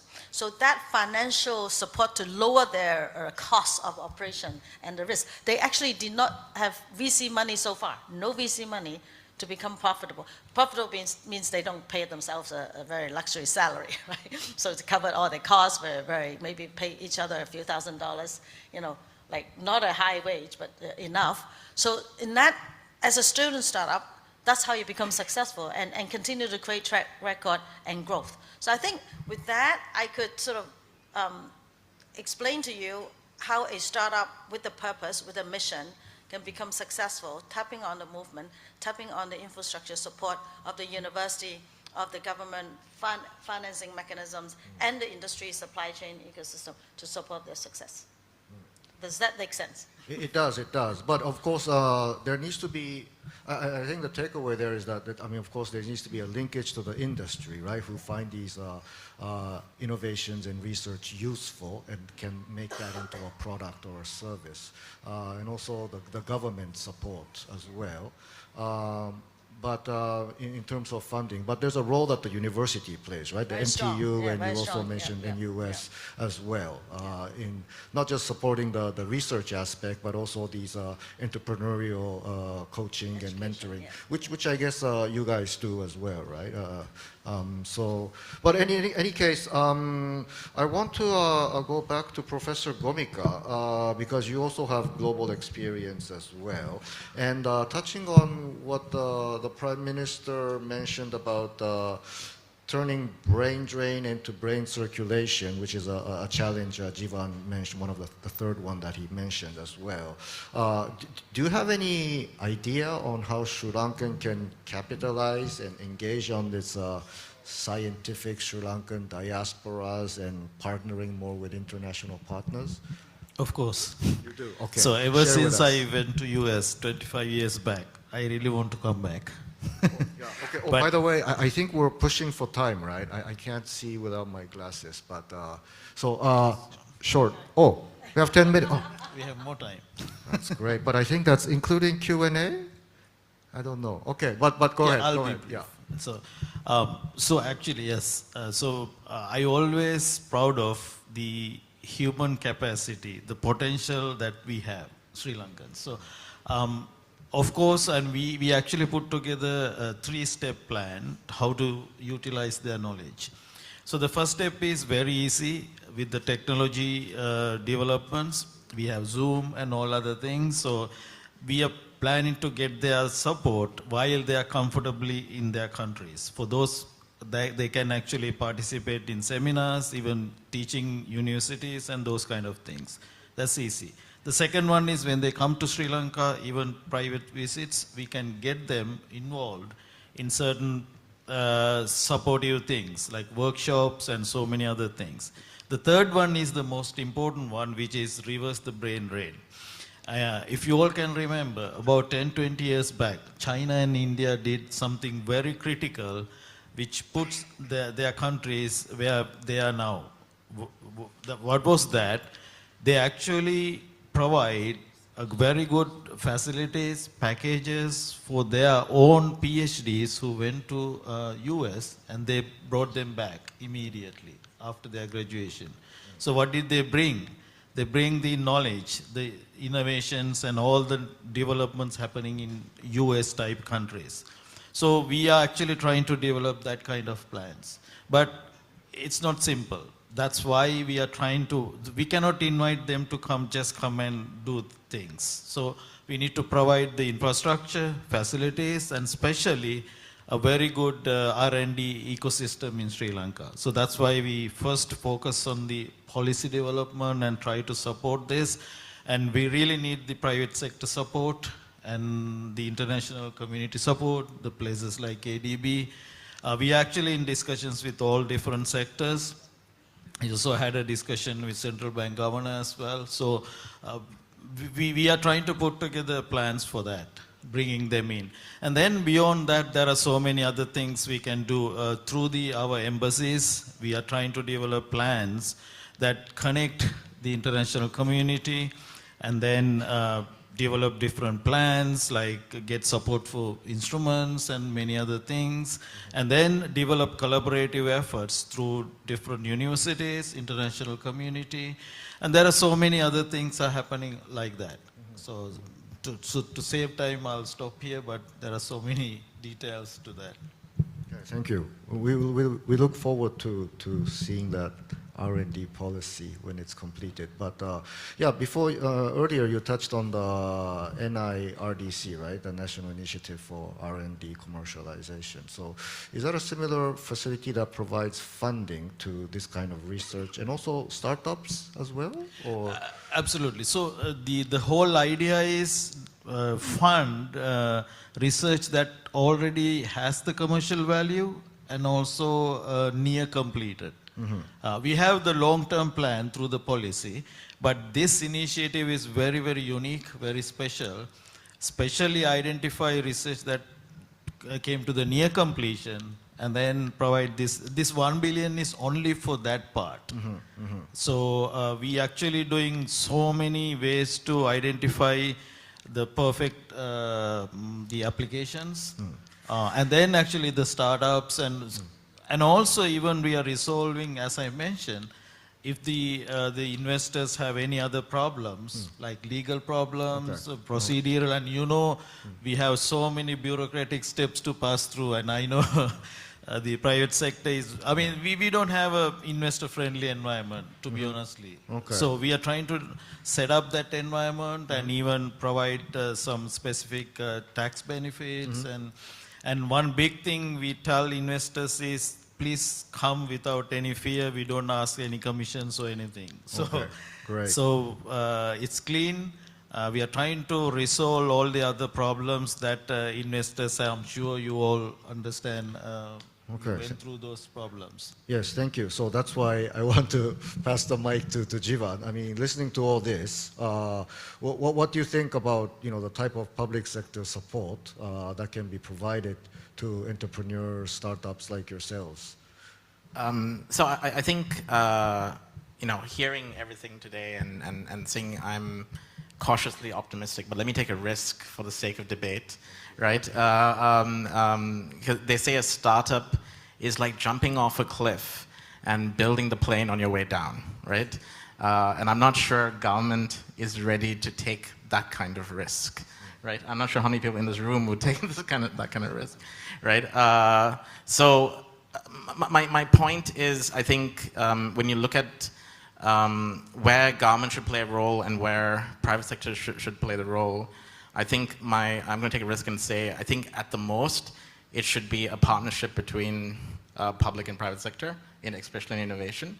And at the least, maybe it's stay out of the way of innovation. I'll just give, and this is not just from personal experience, my own examples, right? So when we started Hatch, which was 6 years ago, it was in a way a partnership because we work with the BOI. We leased the building from the BOI, and then we invested about $2.5 million to kind of build out the infrastructure, etc. And as we were building it, the government came in and said, "Oh, this is great what you're doing. We also want to give you money." And we said, "Okay, that's great. Let's look at it." And then they were like, "Oh, but when you're building it, you need to make sure that you have a ratio of 50 square feet per person for this innovation space. So you need to maximize the seating if we give you money." And we're just like, "No, it's fine. We don't need the money," right? So I mean, just giving an example of that, right? Another example that we were talking about, the university system, and I do think public should play a pivotal role. So I had the benefit of being chairman of SLASCOM, which is the industry body for IT in the country. Our target is to get to $5 billion by 2027. We were at 1.2 when I took over. And my background is in artificial intelligence and machine learning. I saw, okay, to get there, we need to look at a higher revenue per person. So we need to look at data science, artificial intelligence, going up the value chain. So I sat in a room of very much like it's scary. I sat in a room with almost like a principal with all the universities, local universities. I was like, "You guys need to increase the number of data scientist graduates in the ecosystem," right? They were graduating maybe 100 through degrees.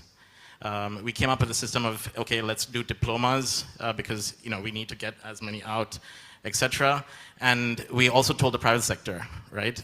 Today I'm glad to say that we have at least 2,000 data scientists graduating every year, but 75% comes from the private sector and only 25% from the university, because the university, even though they wanted to, they had limitations internally to kind of build that out. They need to get approvals, move slowly, right? So if we're not able to have a sense of urgency, I think sense of urgency is one of my key points, right? Because we are in a globally competitive market, right? And if we don't move quickly with, for example, AI, agentic AI is now automating tasks end to end, right? You might not even need government very soon, right? Sorry to be a bit controversial again. But I think we need to look at this and understand the world's moving quickly. If we don't catch on, capital, startups, etc., will flow. Most of the startups today are now incorporating in markets like Singapore, where there is risk appetite, in Dubai, where there is capital flows. So there's a lot of problems to solve.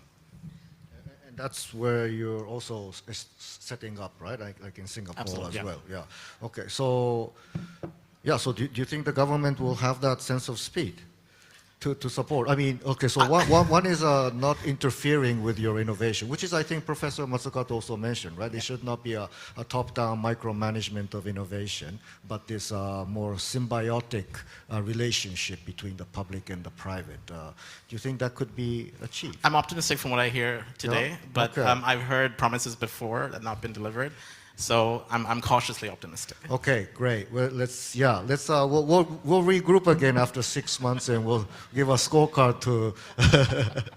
Yeah, but Dr. Liu, I mean, listening to this again, I mean, from your experience and this R&D policy, the direction that was presented, I mean, do you think we're on the right path, or? Actually, I have a question for. Oh, okay, yeah, please go ahead. Yeah. So when you say, okay, this too close to commercial, when you assess how ready or relevant these projects you want to fund, how do you assess them? What kind of people you put on the panel? Because I sit on many panels in Singapore in the last 20 years, and the problem is that when you put like VC on the panel, they have completely different goals. Like Mariana was saying, right? If you put people with a different mission, different purpose on the panel, they would judge the project differently. So people like me, I'm like Mariana. I would like to look at the purpose, the mission, the SDGs, right? Especially today, we got to focus on SDGs. We got to focus on what is right for humanity. With the AI disruption, what is right for humanity? Where's our humanity? I think this is very important for me. This is really important to set that mission for humanity as a whole. I think this country can make it right by not copying what other people have been doing, but by doing the right thing. I think the keynote was brilliant, as set the tone. Okay, very good question. So, yes, Professor absolutely Bhumika, you're on the hot seat. Yeah? Yes. No. Actually, we have actually two-step review process. First of all, these are R&D based, research-based commercialization. So the first step, we actually make sure the technology, the science, the technology is correct. So we have a first-level panel from experts from the subject-specific area. So we first identify, then actually, I'm actually bringing in a US NIH type, very transparent and unbiased, clean review process. So after that, that's actually subject specific. After that, it goes to the next level, administrative level. So that's where all the experts from economic, financial, and then private sector, and also from government, the budgets, and we are looking at all sort of things. And then we have a special economic panel as well, commission. So this goes through that as well at the end. So we do utmost care about spending this money, special funding, for correct place, correct, we are trying, even in the questionnaire we ask like how soon the impact will come as well. So we pay a lot of attention to that as well. It's been addressed. Thank you for the comment. Okay, well, this is a great segue as well. There seems to be today a perception that VCs are exit-oriented and they're not patient, but Namita, you have the HMB Investment Bank now, right, which also has a venture capital function as well. So what is your view on what is being said, plus what incentives or mechanisms are needed to attract more capital into these innovation, R&D, commercialization, and supporting these startups as well? So interesting conversation actually. So VC space in Sri Lanka may be little primitive. We have a long way to go. But having said that, considering the journey that we had so far, we see there are few significant factors that impact capital flowing into innovation. So I think that's very important that we are cognizant about some of those factors because there is seems to be a less appetite because of those things. So we need to increase that appetite if we need to see the capital flow to innovation. So the first thing is we don't think the regulation does create that appetite.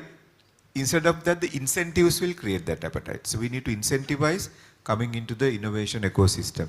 If I may, I have actually jotted down 5 points which I think it's very important that we take a note of. So the investors in this innovation ecosystem are usually concerned about risk and they are sensitive to risk. So we need to provide them with a de-risking mechanism. So one of the ways that we can do is there a way for co-investments or provide partial guarantees? State has a role to play significantly in this. So who takes the first loss? So that's where the concern remains. If somebody can come and give a partial guarantee to address the downside risk, so that will help make innovation focused ventures far more attractive to local investors. The second is, do we have a tax incentive structure for obviously with guardrails for the investors. So we need smart tax incentives, not the blanket tax incentives. We need to promote the right thing, so we should avoid the abuse. But tax incentives is something very, very important. At least for certified innovation funds, there has to be some incentive structure brought in. Then the third point is, actually one of the critical things are, do we have exit pathways?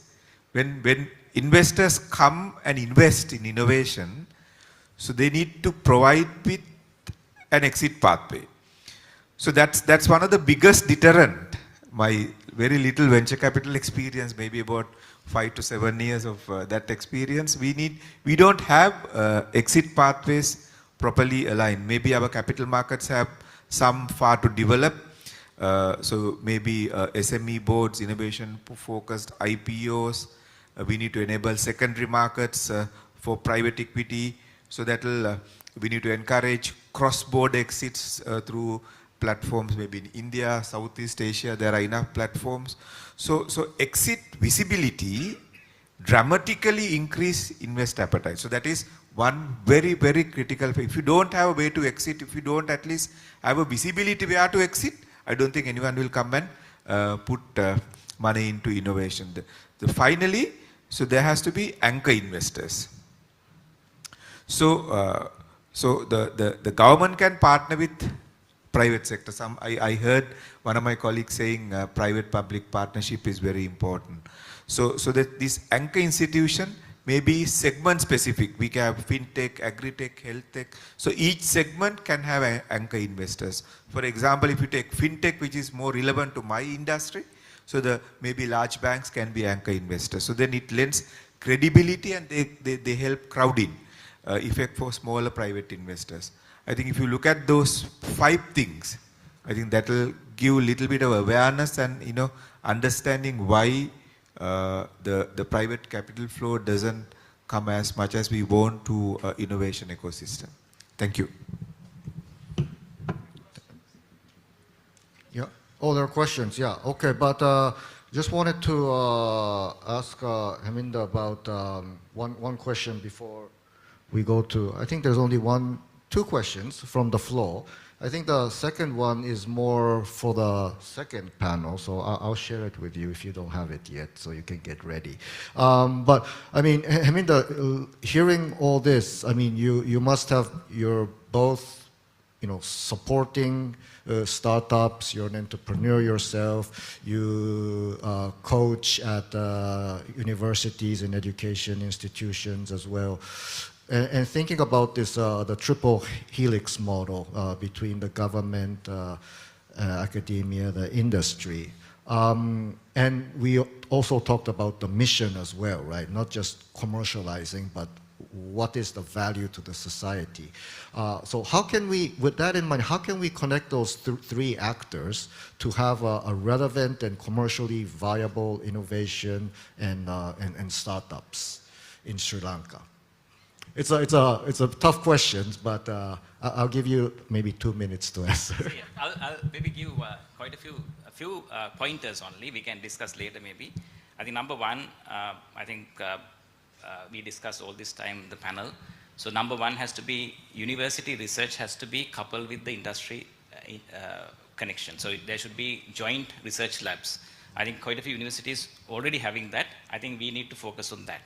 And then I think we talked about this value of death, not the one in the Middle East right now, but the value of death in startup life cycle, the innovation life cycle. This is where the universities should focus on. I think thanks the present government, Professor Gomika, I think that focused on the commercialization, the money putting on that is also very important. I think that is where you can align both sides of it. And the government, I think, is a facilitator. The triple helix where we should look at it, the private sector and universities work together. The government should do the facilitation model. I think, again, I will touch upon one of the things. Maybe you can look at the Stanford model of the IP side. What they do is they have two models. One is an exclusive model for the researchers and the non-exclusive model for startups. So right now, what happens is there is not enough incentive scheme for university researchers who comes up with innovation.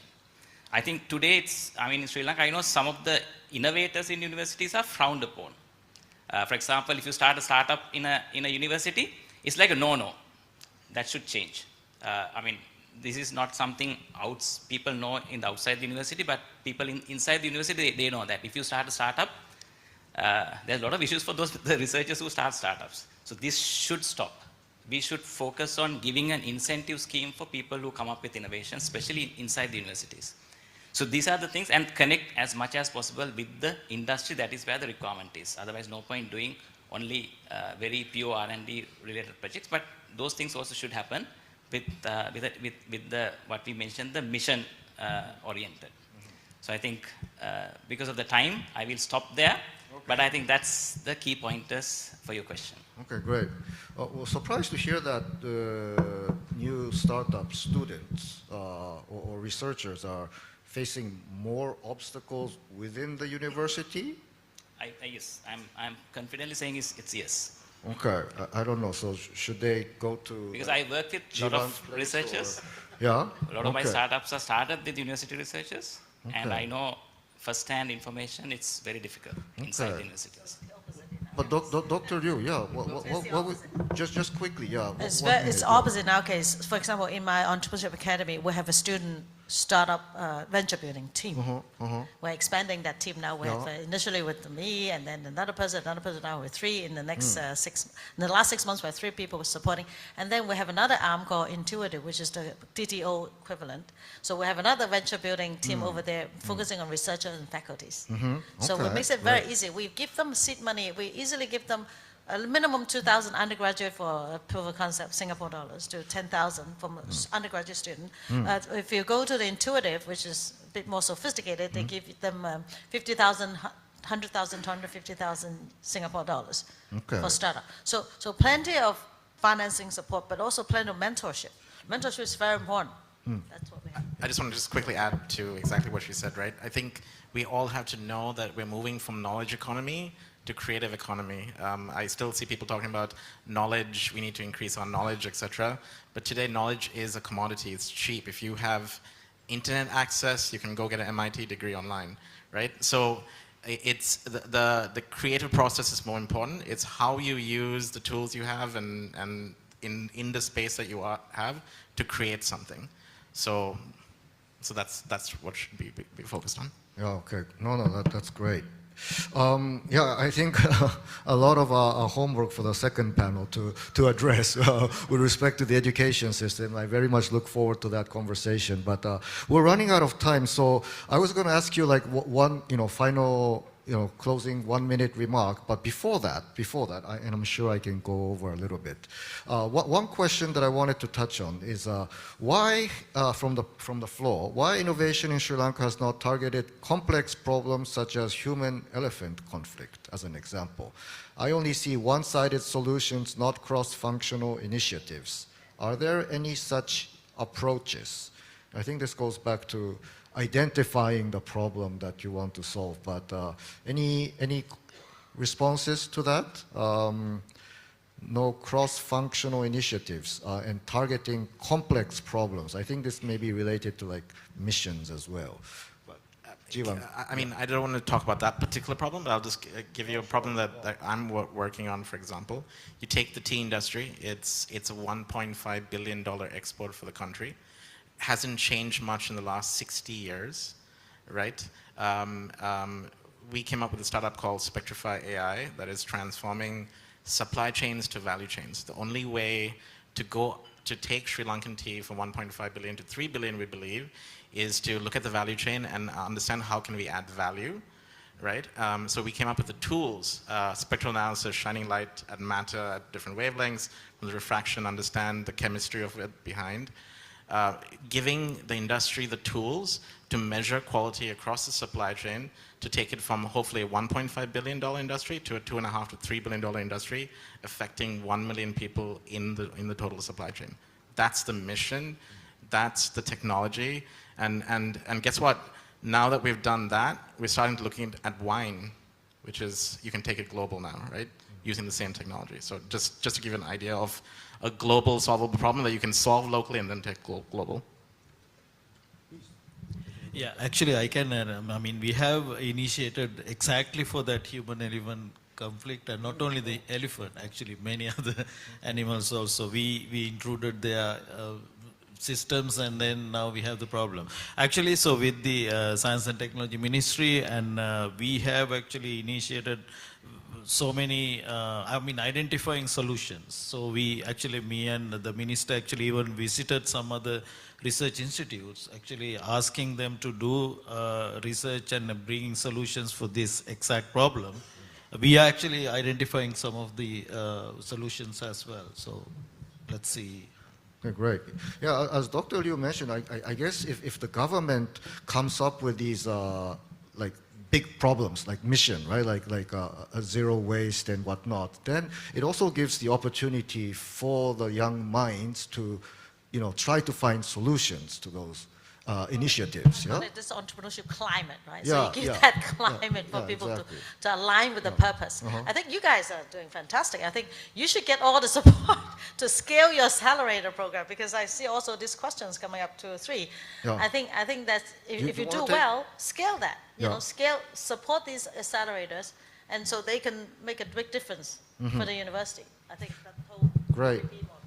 Well, Professor Liu, you have the mic, so let's just take a 30-second each for any bold actions that you think we should take, whichever perspective you're coming from, in order to accelerate innovation in Sri Lanka. Action that can be taken in the next 6-12 months. So, leveraging your success now. I think what I heard now, you're all local. You're already done great. Leveraging that, focus on that, and grow on based on that. I think that's already good enough. And then meanwhile, you get that bigger environment, right? Get out of the way and so facilitate, like what she said, Mariano said, facilitate, make it easy, not make it difficult. I think that, again, align all stakeholders, align the same mission. All stakeholders, I mean, literally. This is something I'm very passionate about, education. Like, we not only educate young people, but educate all stakeholders. Okay. Policymakers and financiers. Okay, great, thank you. Professor Gomika, then, it was, I think, a message to you. Yes, it's well taken. So yes, as I mentioned, we are focusing on production economy, so the R&D is extremely important, and also we know all these stakeholders, the government, private sector, the public, international community, and of course we are trying to facilitate as much as, and also stay away from unwanted things, but provide the real facility and to take these initiatives forward. And again, I don't want to go to the details, but we really ask everyone to support us because we are actually in a really big system change. And you have to look from the bigger picture and also need to go to the details. When we go to the details, we see a lot of difficulties in changing, but we must do the change, and I hope everyone will support that, and we really thank you for having these kind of discussions and also all of your initiatives. Thank you. I hope this is just the first step and we can continue. Yeah, but I was going to say, I hope I get invited back. I don't know. I have to ask my colleagues. Maybe we should take a poll from the audience. Yeah, but I'd like to, great. I'm really enjoying this conversation, but I'd like to see maybe a challenge to government.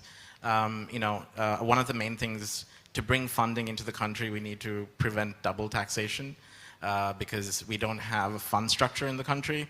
We've been lobbying government for the last 14 years to try and do this. Would like to see it done. For angel investors, Damit spoke about taxation, people taking risk. Can you incentivize against in the tax structure for people to take risks? This structure is there in the UK, globally, etc. I'd like to see that. I know there's some talk about fund of funds. I'd like to see that we're trying to raise $20 million just to go into the startup ecosystem. We'd love to see some risk. Damit spoke about first bets, someone taking the first loss. We'd like to co-invest, co-create, and kind of move forward and move quickly, because there's no such time as now, and speed, urgency is needed from government, and I hope that's going to happen in the next 4 years. Okay, great. Thank you, Jivan. Let's keep the conversation going so that the government will be able to be responsive to the needs. Damit, your name was mentioned, so please. Couple of times so that I can reduce what I need to say already being said. So I will keep it very short. So from a practical and industrialist point of view, we see the commercial enterprises and the innovators are operating in two different planes. So there has to be proper connectivity, how the purpose-driven innovation is brought in. So there was one question I saw, it talks about the scale. Are we innovating something scalable? So it has a purpose. So then the better connectivity with what the commercial or the private sector needs. Or are we creating a need among the community which really has a requirement? So I think that is what takes the innovators or innovation ecosystem further. Okay, great. Thank you. So, Heminda, you have the final word. Just 30 seconds. Yeah, I think a lot of things discussed. I think where I connect university versus research versus getting into industry, I think a lot of research should happen, a lot of focus should happen at university level on the repeatable model. So this is why we don't see the innovation in general. Public won't see innovations coming out of universities. We don't focus on the repeatable model. So I think that is where the lot of focus should happen. If that happens, I will see a lot of projects, a lot of research, a lot of scientific innovation research we'll see in the normal public. So that part is not really focused at anywhere. Thank you. Okay, great. We're past the time already, and I'm sure generative AI can give us a summary later on. So I'm not even going to try now. But please join me in giving a big round of applause to our exciting panelists. Thank you very much. Much to think about. Thank you very much to our moderator and our panelists.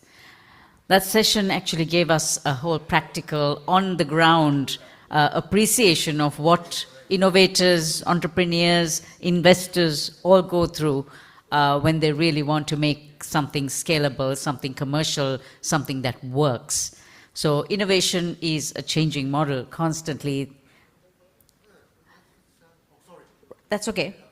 We need to take a group photograph with the panelists, the moderator as well, maybe in front, right in front. So while that is being taken, don't forget for our next session too, there's a QR code that will come up on screen for your questions. And for those joining online, there will be a link on the chat which you will need to ask any questions. Thank you once again to our panelists. I'd like to invite the moderator for our next session, Yunika Shrestha, who's a social sector economist at the ADB.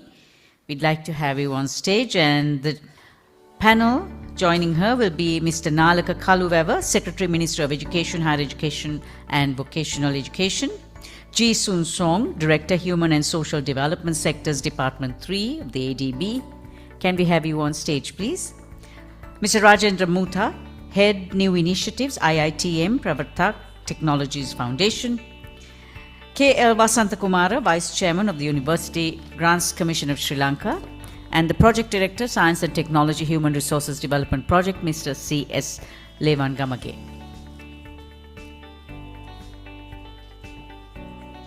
Over to you, Nika. Thank you, Savitri. Now that was an exciting discussion and will be a hard act to follow, but we shall do our best. Are we settled? So it is apparent from the first panel discussion and the messages both by Prime Minister Harini and Professor Matsukato that the manna is not going to fall from heaven. We need to actively and strategically invest in creating enabling conditions for engineering innovation if we want to accelerate economic growth and further human development. And we can all agree, we've heard this from the first panel repeatedly as well, that education is without a doubt one of the most critical and powerful levers for driving innovation. Cultivating curiosity, creativity, and learnability skills in school will go a long way. But also important is strategic investment in higher education and R&D. As the Prime Minister mentioned in her speech, universities must be at the heart of our innovation ecosystem. So during this panel discussion, we plan to talk about how key actors from government, administrators, universities, development partners, and others, and we have a representative panel here, how these actors can align the education system to foster innovation. During the discussions, I hope we can highlight initiatives from the Science and Technology Human Resource Development Project, which you've heard about. We will also talk about existing gaps and misalignments in the system that could inhibit innovation. Some of these have already been mentioned by fellow panelists from the first session. And hopefully we will get some insights on what to do about them. So we have 43 minutes in total for the panel discussion, followed by about 15 minutes of live virtual Q&A from the audience. And each panelist will have about 2 to 3 minutes to respond to questions. So let us dive straight in. So I'm going to start with Secretary Nalaka Kaluveva from the Ministry of Education, Higher Education and Vocational Education.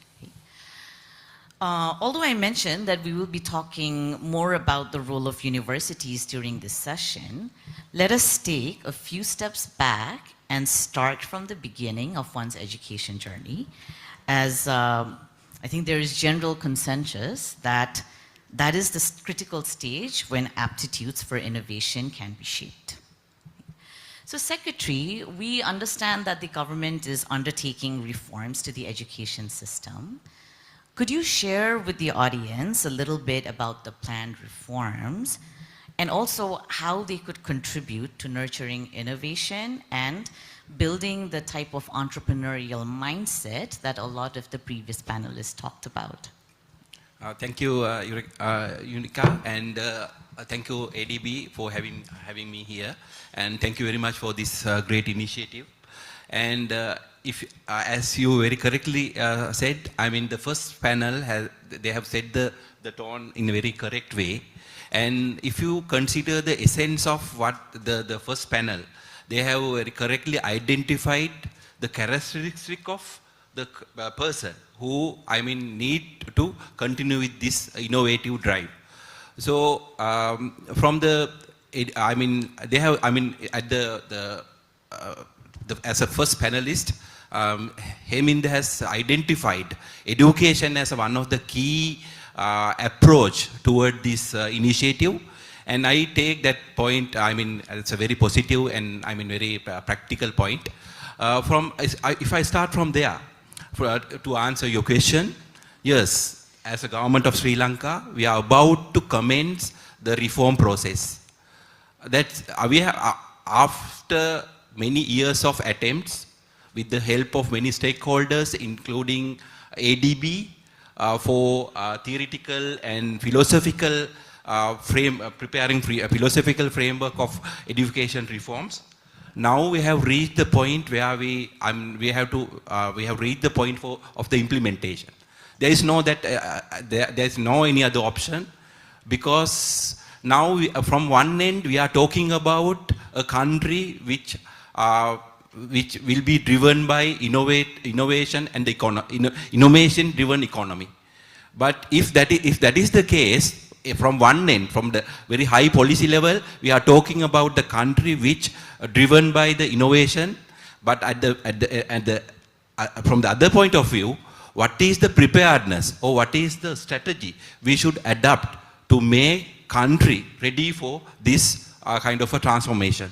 So the strategy, the only strategy what we are having to maintain the sustainability of that, the top level strategy, is transforming the education system of the country. Otherwise, without readiness of that system, education system, sustainability of the top level policy, that means having an innovative economy based on innovation, is not, it's an easy task.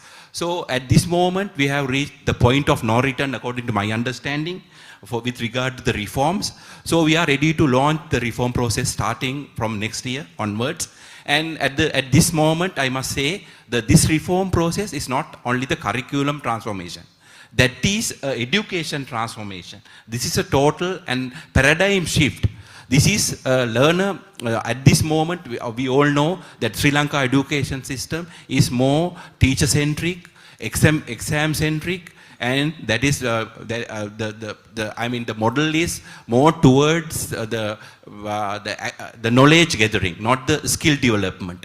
And now with this transformation, this reform process, we are targeting more toward the learner-centric and the module-based approach, which we are targeting our younger generation towards a more independent learning.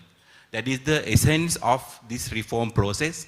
And during the first discussion, they talk many about the independent, the learner, the innovative mindset, entrepreneurial abilities, skills, and the free kind of a thinker.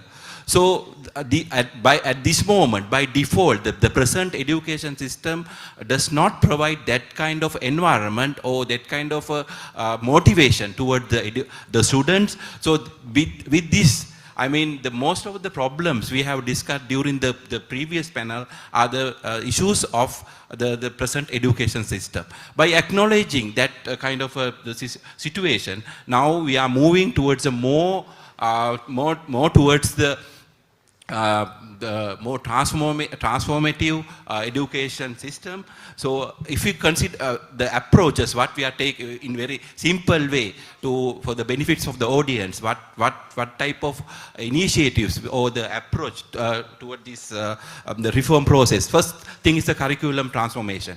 Curriculum transformation is mainly, as I explained, we are moving from the exam-centric to competency-based the system, and starting from next year, we are trying to introduce for grade 1 and grade 6. That is the starting point of this whole reform process. That is the module-based system we are introducing, and through this critical thinking, creativity, and the problem-solving issues. And as you very correctly mentioned, innovation and entrepreneurial skills are the main focus of this curriculum transformation.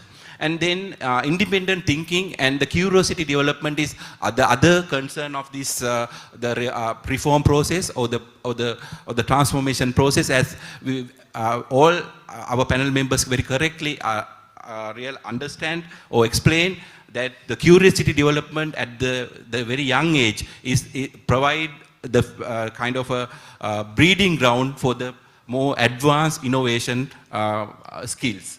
So, and this reform process would be definitely project-based, and experimental learning is very much promoting. And we are introducing with these reforms, we are introducing entrepreneurial education for grade 6. That's a new subject, but we are introducing as a kind of a separate subject. And vocational and technical integration is another very key feature of this transformation, because like at the moment, the Sri Lankan education is more toward one direction, that is more toward the academic driven, the focus is there. But through these reforms, we are trying to integrate the vocational and technical education also into the normal or general education system. And creating the innovation ecosystem is a must.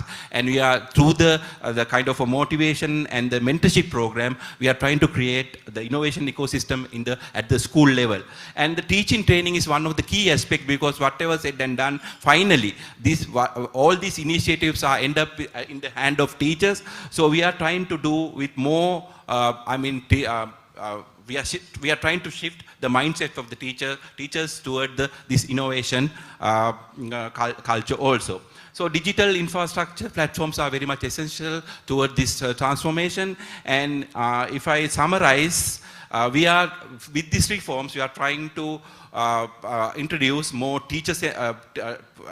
We are trying to moving toward the teacher-centric to the learner-centered, and learner autonomies we are very much looking forward, and collaboration with all the stakeholders. So by saying this, we are facing different challenges also in this type of the reform process. When we consider the scale of this, we are having around 10,000 schools for 4 million children. Likewise, that this is a huge operation. So when we are talking about the challenges, we are trying to test this one through the existing system. Existing system is a system which is in practice for many, many decades. Sometimes when we are trying to release the pressure from the student toward the more independent learning, sometimes that can be misinterpreted by the society or sometimes the relevant, from the different stakeholders as a weakness of the system. So we from the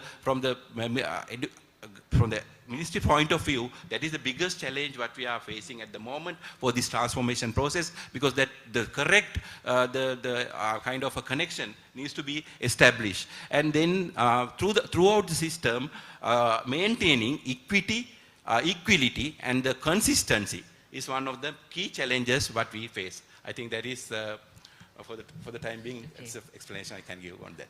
Well, thank you so much for that comprehensive summary, Secretary, about the planned reforms. And I, take note that the ministry is planning to start early from grade 1. And I hope, Secretary's response is encouraging to those who posed concerns about, starting early, inculcating this type of entrepreneurial mindset from the school education stage, starting from the primary level of education itself. And I do take your point that building stakeholder consensus, right, and consultations is a critical part of the process, right? So all the best. Now I will jump to Gisun, who is the director of the Human and Social Development Sector for South Asia in ADB. Thank you for traveling all the way from Manila to attend this event. So, Gisun, you heard Secretary Kaluwewa share what are some of the reforms that they are planning. right? So my question to you is, as a development partner, how can ADB, and perhaps other development partners as well, work with the government in executing these reforms, right? And it's a two-part question. So executing new reforms will require new investments and resources. So I think it would be helpful for the audience if you could also share what are some of the modalities and financing options that are available to the Sri Lanka government. Thank you very much. What Secretary actually said on the reform agenda is music to my ears, because a lot of development partners, including ADB, we particularly had the privilege to work closely with the government for a long time in the education sector. So if something went wrong, then we are comrades in crime. So it's not only the government or the education administrators' fault, but it's also as a development partner, we also feel responsible. So, but as a development partner, we are not owner of the system.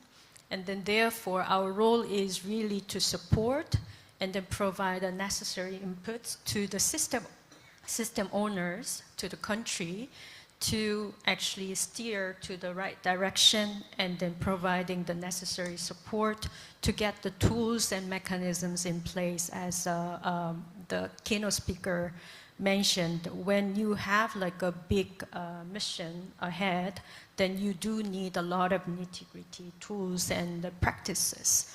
So what development partners actually doing is providing this kind of knowledge event and then sharing. So we do kind of form a united understanding of the issues and where the overall direction should be.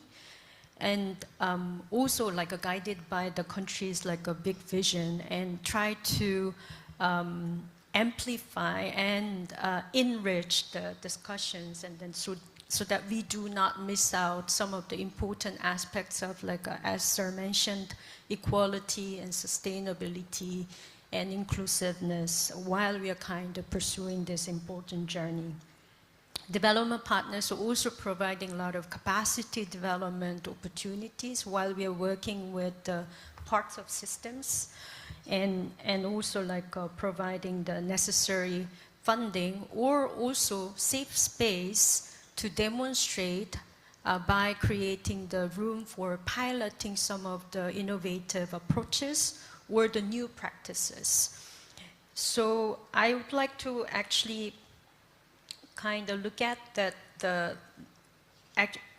ADB actually supported in the school education and TVET, technical education and vocational training area as well, and the higher education.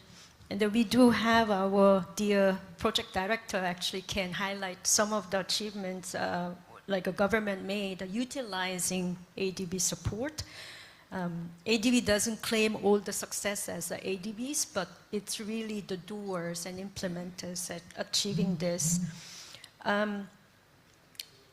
By kind of using this a project investment or the program investment, we really create, try to emulate what the keynote speaker mentioned, the mission-oriented development. So there is program objectives, but a kind of smaller scale, but really kind of providing the space for the implementers to act upon and produce the results that will be actually helpful for the overall aim of the system. So while we are working also together with the other development partners and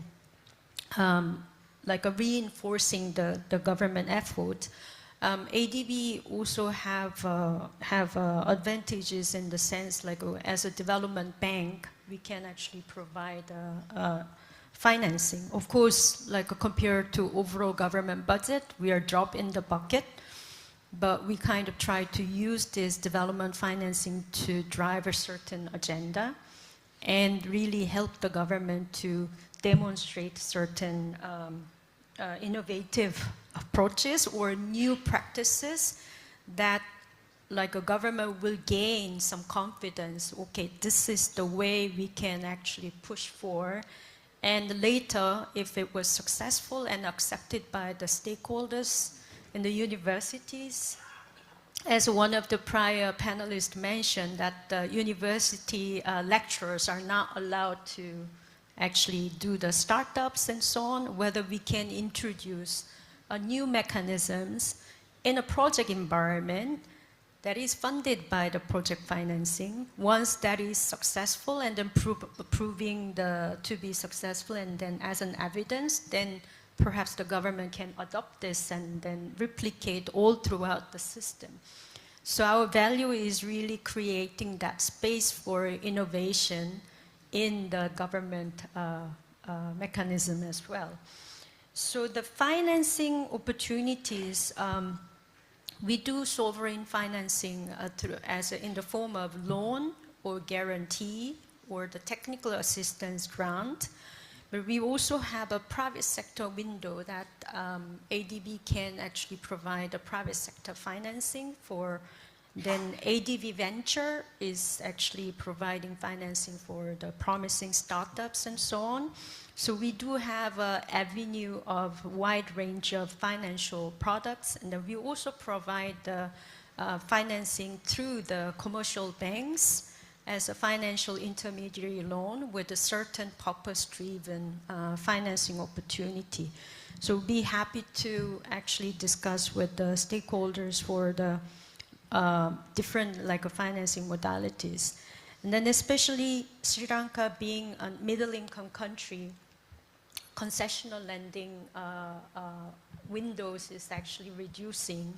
And then therefore ADB is also partnering with the International Financing Facility for Education, which is an innovative financing facility that also partly providing grant financing, but also leverage the ADB financing to actually increase the borrowing volume as well.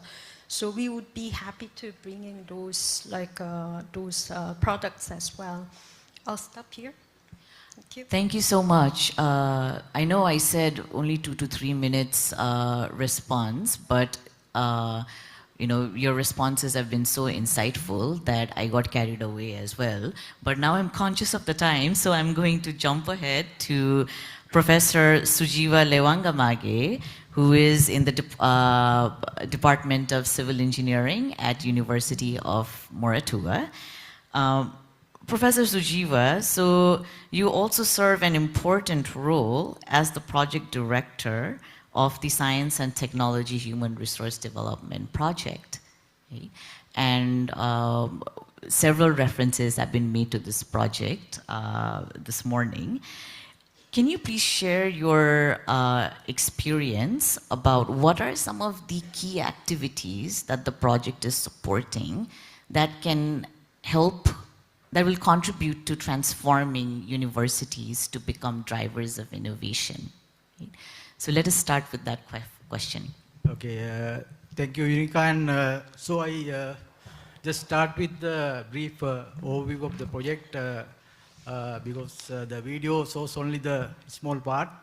So actually, this project, ADB funded Science and Technology Human Resource Development Project, has supported 5 Sri Lankan national universities to improve their capacities in engineering, technology and medical educations.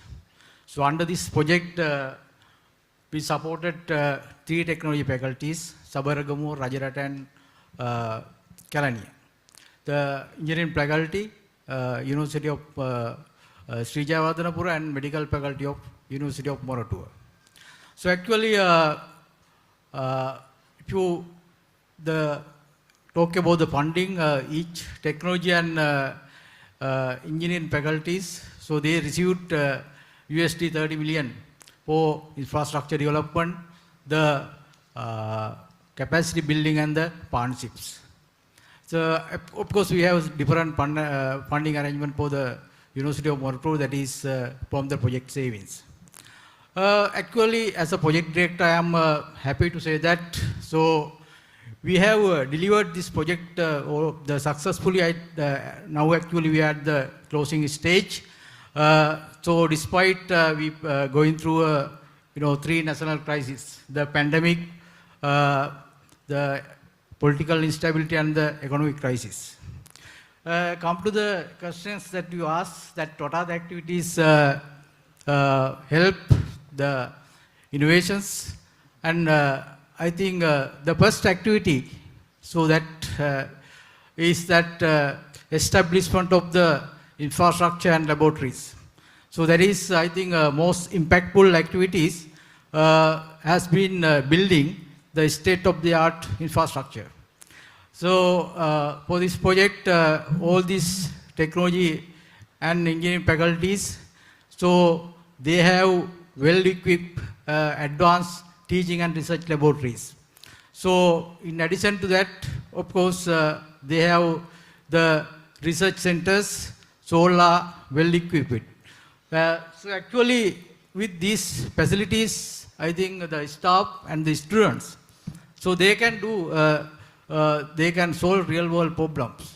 So I just want to show a few examples. So if you go to Sabaragamu University, so they have well-equipped the nano device manufacturing and testing facility. If you go to the Rajarata, so they have innovation center called Pulse. So that is mainly targeting for the startups, then partnerships and the training. So to go to the Kalania, of course, we have big developments. Those faculties actually they have for undergraduate programs, they have 39 advanced teaching laboratories, 6 research centers. So I just want to highlight one important thing in infrastructure development in Kalania. Some of the infrastructure that we have developed, so they can use as living laboratories, so that student can get hands-on experience. So if you go to the Sri Jayawardhanapur engineering faculty, actually we are about to complete that project, and so they are coming with the innovation space called Idea Space. That is again targeting the startups and the partnerships. In addition to that, of course, they have plenty of advanced laboratories they are building. So in my field, from civil engineering, so the examples, 2 examples are the fire testing facility and the dynamic testing facility that they are building at the civil engineering department in the faculty. So these are, it is not previously available in the country. So these are new things. So I think you can see that the how much the infrastructure now we are building. So that is, I think, key activity that we are doing from the project to develop the innovation ecosystem. The second thing is that strengthening the academic and industry partnerships. So that is, and also some other research partnerships. Actually, from the project, so we have allocated 10 million USD for these young faculties to develop their research and innovation culture. So out of 10 million USD, actually, so we were able to award 6.2 million the competitive grants. So after we have done actually very competitive evaluations. So this has led to have 5 international university partnerships, the 9 industry partnerships, and then 18 collaborations, the interfaculty and university collaboration within Sri Lanka.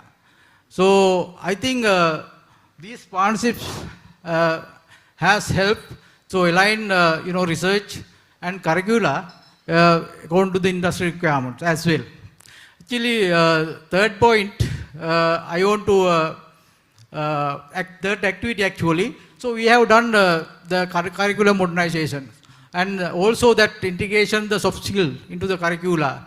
So with that one, I think so we can with the delivery, I think we can become this. The students are more innovative, and also that the culture of the critical thinking and culture of changing the mindsets. So all these soft skills that we have included in this curriculum revision that help to the inculcate that the ecosystem, innovation ecosystem in the faculties. So, the second thank part. you. So actually, sorry, I'm conscious of the time as well, but I do want to go back to what you said about strengthening collaboration with industry. Right? So can you please share your experience on how easy or difficult it was to develop and finalize those collaborations and get it to the implementation stage? What are some hurdles that you faced in implementing these? Yeah, actually, so I think most important part of the activity is that partnerships. So if you want to build the innovation ecosystem. So actually, you know, this project is 5 years. But if you think that if you want to spend 2.5 years to finalize the agreement, I am talking about actually in the international collaborations, and we have 5 international collaborations. So if you want to finalize and get the agreement signed with the government approval, if you want to spend 2.5 years, so then we don't have time to do the activities. I think this administrative delays, I think we need to address. Because of that, of course, we have to cancel some of the collaborations because of this delay. So this is, we spend more than 2.5 years to sign the agreement and get the government approval. So I think this has to be seriously addressed. I think Professor Gomika, I think, so this is your attention that, so this is what we have experienced. I think not only this project, but now I think entire university system, so they are experienced in this one. So they are even MOU, even with financial commitment or without financial commitment, they need the more than 1 year to finalize. So this is this need to be addressed. This is a big hurdle that we have faced actually during this implementation phase. The other one is, of course, industry. Because of the crisis, our industry partnerships, some of the partnerships has we have to cancel, and some of partners, industries, so they have withdrawn the partnerships. Still, what I feel is that even after the post crisis period, you know, in terms of environment for the research that with the partnership with industries still remain fragile. So I think government need to look at that. So the support local industries, because the industries is a part of the main part of the ecosystem. So I think the other one is big issue that we face. I think currently we are facing that human resource. So you know that so the innovation ecosystem. So if you think about the innovation that we need correct people. So I think big challenge that we had is that these young faculties, so they don't have enough the staff. So because the government decided, because of the crisis, government decided to portion all the recruitments. So that so once develop these facilities, so other thing is that we have to maintain, we have to operate. So then we are talking about the innovations as well. So in that case, I think the big hurdle that we face is the staff, the academic and non-technical staff. Now we are facing because we complete this project, now we are seriously facing the problem with the technical staff. Still no approval for the cadres, and even though the approved cadres, still no government approval for the recruitments. I think this is a big hurdle. Now, I think these faculties, the vice chancellors are here, that they are seriously facing that. So even how to operate these facilities without technical staff. These investments, you can see that these are the big investments. So we are talking about the innovations, but we don't have people. I think this has to be addressed. So the immediately. So those are some of the hurdles that yes, I want to share with you. Well, thank you so much for being so candid in sharing the challenges that you faced. Clearly, having the right people and competent people and technical staff is key to fostering innovation in universities, right?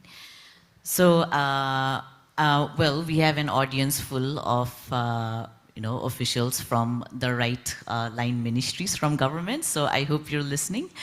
But this is also an opportune moment to turn to our next panelist, Professor Vasanta Kumara, who serves as the Vice Chairman of University Grants Commission, Sri Lanka. So, Professor Kumara, first of all, could you speak to some of the challenges that Professor Sujiva mentioned? And how can UGC address some of the challenges he mentioned? And also, broadly, how is the UGC planning to adapt existing frameworks and policies to facilitate innovation at universities? Thank you, Unica, and thank you, ADB, for this timely and open discussion started at this moment. Yes, the first question probably how the UGC can facilitate some of these challenges they have faced. Of course, in certain extent, the UGC also helped us in supporting some of the questions raised. One of the issue that we all agree that the capacities and also the cadre positions that we want to have if we want to go for this invention and innovation culture at the universities. But I think the matter is now currently at the Prime Minister's office, where they evaluate all the cadre positions of universities, and I'm sure they will hopefully address the issue and then support this initiative, because the government is planning for the invention and innovation as well as commercial culture and R&D. The more effort is, we are going to put more effort on this one. The university strategic plan also towards that, and the universities also need this. So definitely the matter, I'm very positive that this would be addressed at that level. The other probably challenges that the UBLs faced, of course, some of them are internal matters. Now, for example, if you want to popularize the invention and innovation cultures, my belief is that you can start within your own faculties, within your own departments. There are no restrictions that you can embed certain degree programs, certain modules or certain courses embed into the existing curricula. So then let's start with small attempts, startups, or maybe some awareness programs or courses into the curriculum, and then we will show the others that we have initiated certain steps and we have taken certain steps, and that will be eye-opening for others, and then there would be more funding and other opportunities. So without, I think we are running out of time. We will not address more on this one. If you have any other question, I'm happy to answer. Sure, thank you. If you can expand a little bit on, is there, what are the steps that UGC could take in, enabling the universities to take the actions that you just suggested? Okay, so UGC probably already initiated certain the initiatives. For example, establishing UBLs in university. You're particularly talking about the invention and innovation, isn't it? So so that has already been taken. Now the next step is to giving the supporting system to run these and to make them sustainable. That's what we have been talking about right now. And next would be to encourage the universities to go on more and more partnerships with the private sector organizations. And there we need to give the adequate support for the universities, especially the signing of MOUs. Of course, the local MOUs, there would be no much barrier because you can go with the partnerships and having MOUs without going these MOUs through this hectic process to get the cabinet approval. But for foreign MOUs, of course, we do agree that the process is very, very frustrating and they don't want to wait 2 years to get the MOU approved or the agreement approved. In addition, most probably, the funding support to the universities. I think we are talking about the startups, we are talking about the other ways of invention and innovation culture, and we need some kind of financial support. Still, the universities can still manage to a certain extent. For example, we had some the universities face-to-face discussions about the action plans, and we have seen that some of the universities spend quite a lot of money for R&D, whereas there are other universities that they have not come with up to that standard. So why these differences? There may be certain universities, they are rich universities, of course, because of their external degree programs and income generation activities. But other universities, probably they need some kind of support for these R&Ds. But there are no restrictions. The universities can decide what is the contribution that they can spend on these R&D initiatives. Well, and other than that, UGC, we have particularly dedicated a university business UBL standing committee on that. In addition, the matters that can also be discussed under these standing committees, and if there are any issues at the universities, that should be brought to the Higher Education University Grants Commission. Yeah, thank you. Thank you, Professor Kumara. So I will stay with you, but move to a slightly different direction. We recognize that in Sri Lanka, there is a need to increase universities to enroll, universities' capacity to enroll more students in STEM disciplines, right? In the first panel as well, I believe one of the panelists mentioned, posed a question, why aren't there more data scientists? Okay? So currently, even given the capacity in universities, uptake in STEM fields, other than in perhaps medicine and engineering, is quite low and below capacity. So in your view, how can students be encouraged to take up STEM fields in universities? Yeah, the key terms are below capacity and students be encouraged. Well, to address the first one, the below capacity, I think we need to understand the real issue behind this. In my understanding, I think it's students or the parents, they are perceived with they can secure the employment only to the medicine and engineering. So that means they are the more priority fields in the students and the parents. And there are no problem with those, the capacity, the below capacity in those fields. But the rest of the fields in the STEM area, of course, there are issues. The number one, probably, I believe, is that the way that we do the selection process. The students are being enrolled to degree programs based on the capacities. And at the same time, selection process continues. I think some of our colleagues must be knowing the system, but others may not, based on the merit, and then based on the preferences, and then everyone knows that based on the district quota.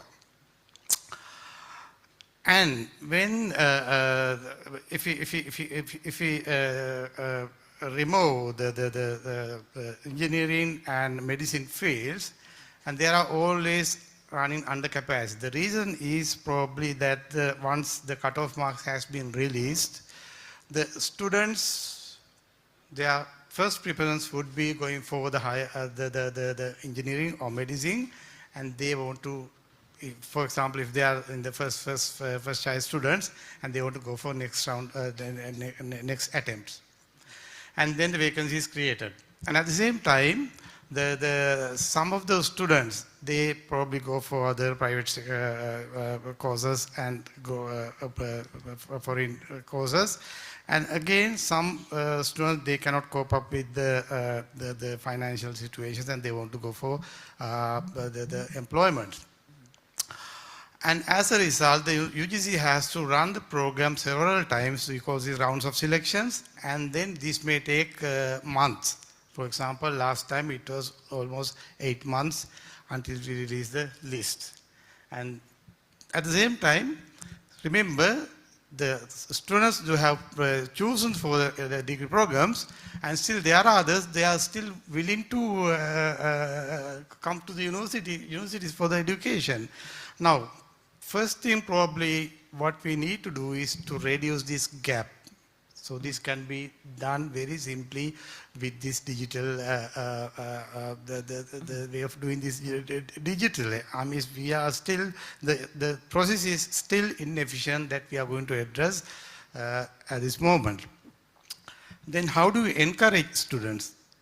I think the awareness to avoid, to remove this myth that the medicine and engineering can solve all your future life. There are a lot of areas and options. Why don't you go for these eminent people, those who have excelled in other fields, and get them into the schools and public places, and then make the awareness. So this may be one thing, and there are, of course, programs to be revised, and especially promoting these certain fields that they are not non-popular.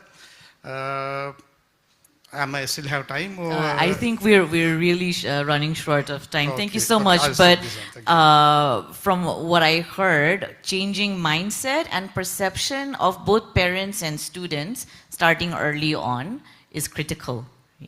So I'm going to move to Mr. Rajendra Mutha, who is the head of new initiatives at the Indian Institute of Technology, Madras, Pravartak Technologies Foundation.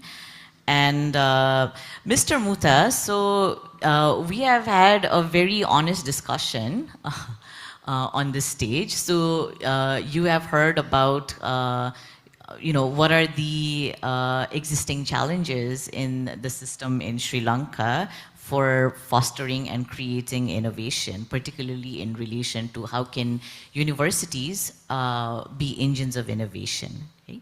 So keeping that in mind, I would like you to reflect on what are the, in your experience, what are the critical elements that's needed for continuous, and what are the critical elements that need to be in place for universities to be able to become active, creators of innovation, and more specifically, what elements need to be in place for continuous and impactful collaboration between universities and industry stakeholders?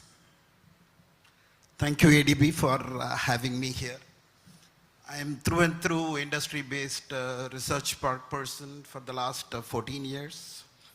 We firmly believe that university-based research parks are of national importance and any growing economy needs them.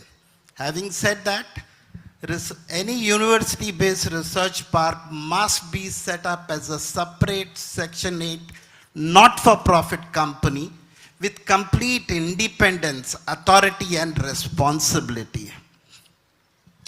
We must build a great ecosystem, a world-class ecosystem, and don't compromise on any quality or any issues. No compromise at all. Build a world-class ecosystem where the best of the industry, the best of the faculty, the best of the students, and government can work together in pursuit of excellence. We must make sure that the research park that you build has 65% of space for R&D clients. They can be small clients, medium clients, or large clients. They can be for a short term of 1 year, 3 years, 10 years, or 20 years. We must support centers of excellence, which is built by various faculty members. We must encourage them. We must motivate them, give them incentive to see how they can open the various centers of excellence, work with the government, to work with the industry, to try and see how they can bring collaboration on a continuous basis. We must support the incubation ecosystem, must support startups. Having said that, an ecosystem is built, that's a different ball game. Enabling this ecosystem is a totally different ball game. So how do we do that? Make sure the director of your institute becomes the chairman of the research park. Have 4 directors from the industry who are industry looking forward so that they can drive the technology. Have 4 directors from the ministry who can drive policies. And have 4 members from your academy who can drive innovation. Once your board is set, have a faculty council, at least 2 faculty members from each department. Motivate them, form a faculty council who can work with the industry, who can work with the ministry. To start with, start supporting incubation and centers of excellence. With the right mindset, with the right skill set, try and solve real world problems. Try and build ecosystems, centers for innovation, center for Nirman, centers of skilling, where the student right from the first day of his college is made to think like a mathematician, is made to reason like an engineer, questioning the past and challenging the future, but working like a computer scientist, flawless, immaculate.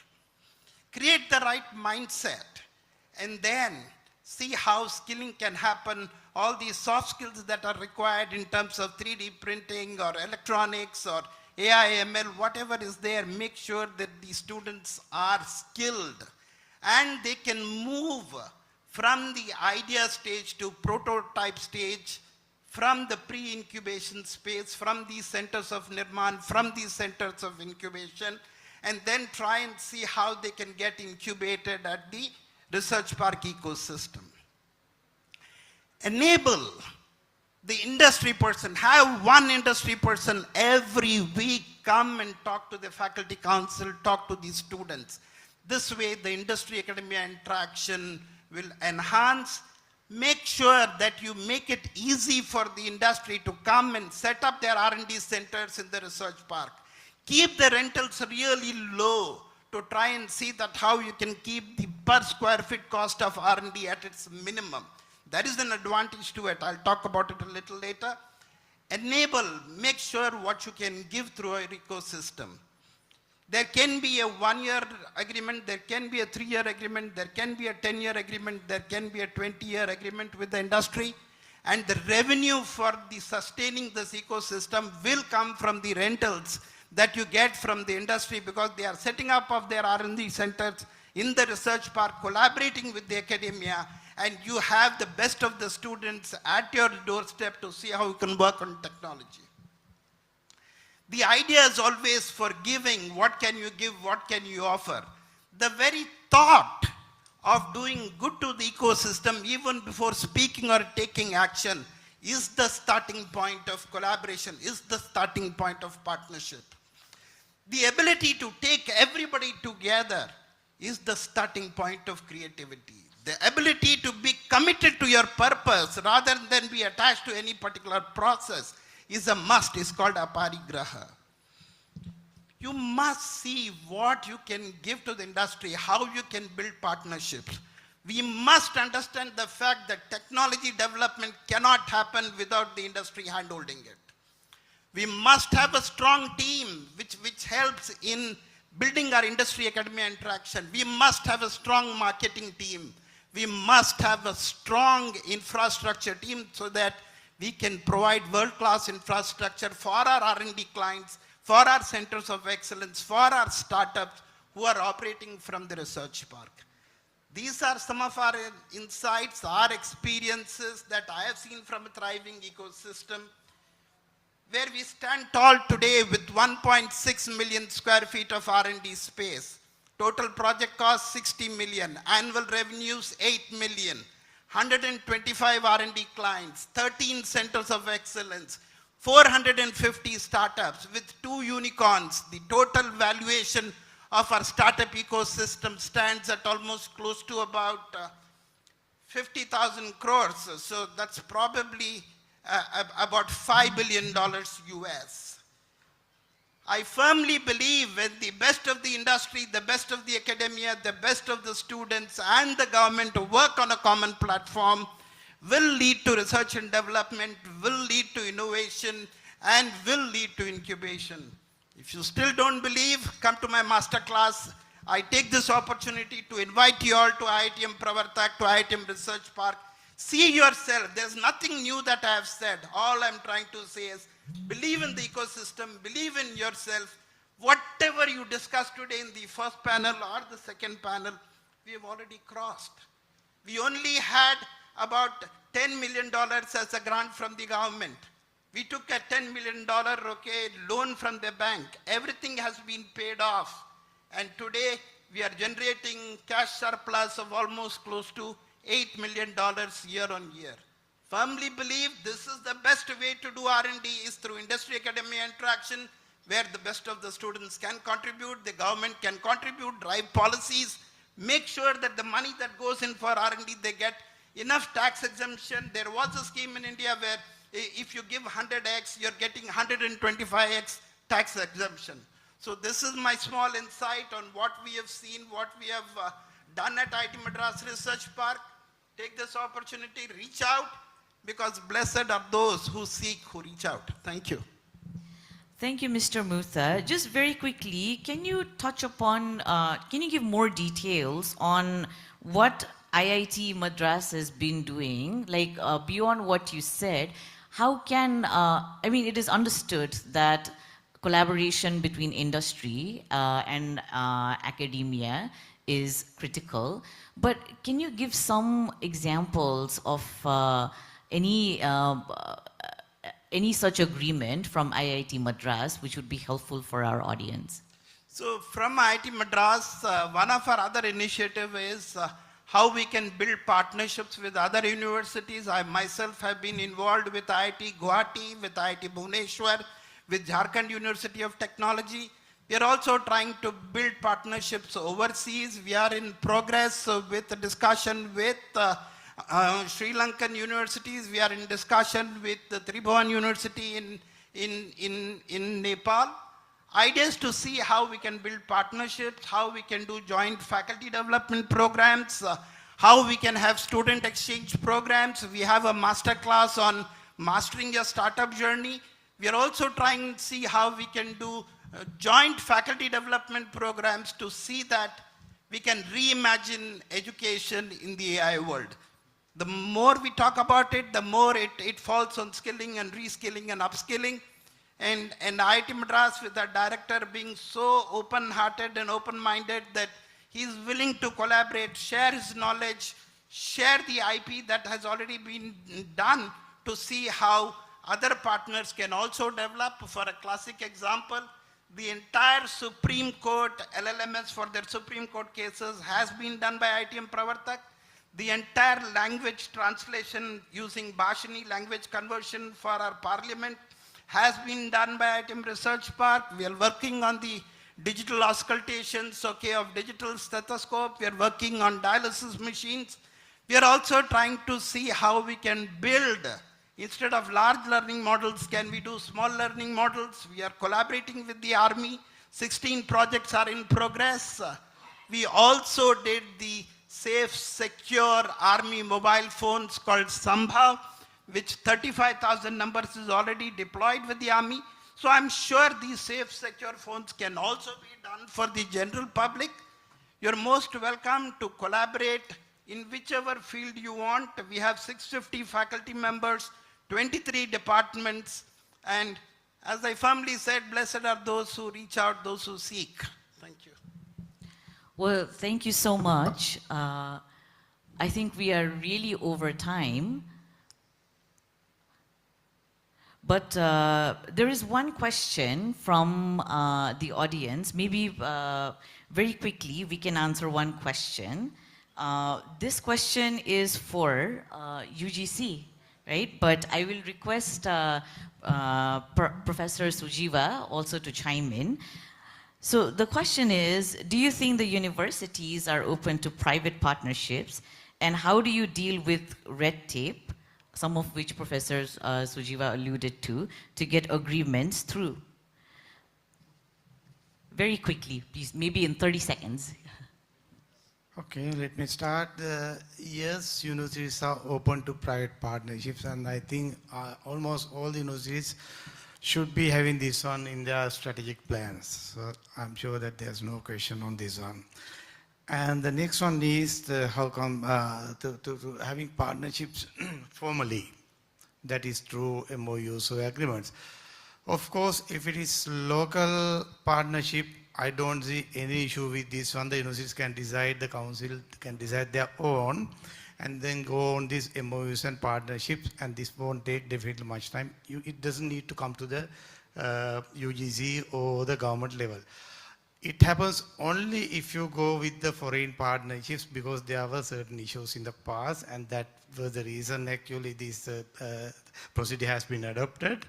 But we are well discussing this on how to resolve these issues. I think we have already put online platform in the UGs to speed up the process, but still there are issues that we are trying to reduce somehow. It is happening in my division actually on the UDC. Let's be positive in next couple of months or years' time. Okay. On that note, on that positive note, I think Professor Vasant has answered the questions, I think. Okay, thank you very much, because we really do need to wrap up. So on that positive note, let's, I hope this, the discussion that we had in this panel has been insightful, but has also been a wake-up call for key actors on what gaps need to be bridged in enabling the education system to drive innovation in the country. So there is, I think Savitri needs to come in. I've been getting a lot of messages from her to wrap up. So thank you very much. Thank you to the panelists for sharing your views quite candidly, I must say. And thank you to the audience for staying engaged. Thank you, Nika. Ladies and gentlemen, our fabulous moderator and superb expert panel gave us something to think about. Like she said, about bridging the gap. It's not just about how we put innovation into place, but also how we bridge that gap and make education the tool to get there. So thank you very much to my panel. Ladies and gentlemen, on the screen, you will get a QR code for all of you who are here, because we really need to know your feedback about this session, about the Serendipity Knowledge Program, which you're in today. For those who are watching virtually, yes, group photographs, so please come forward, please, so that then we don't get the coffee tables in the photograph. But yes, so we are giving you time, about 5 minutes, for you to fill up this form, and the results will be shared with you. For those of you joining us virtually, there will be a link on the chat. Please go ahead, write in your feedback, because this is important if we are to go ahead with programs of this nature and actually work on action, put our mouths where our money is, basically, or put our money where our mouths are. So 5 minutes to quickly fill in that feedback form. It won't take time.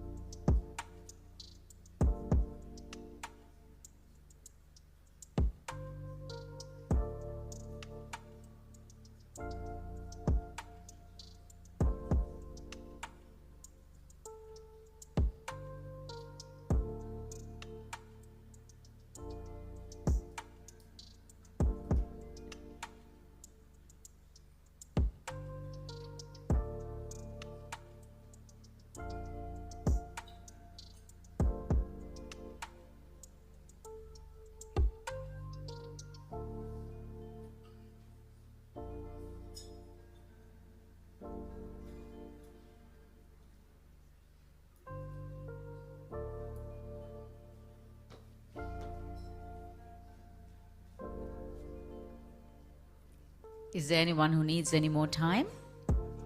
Just raise your hand, your arm.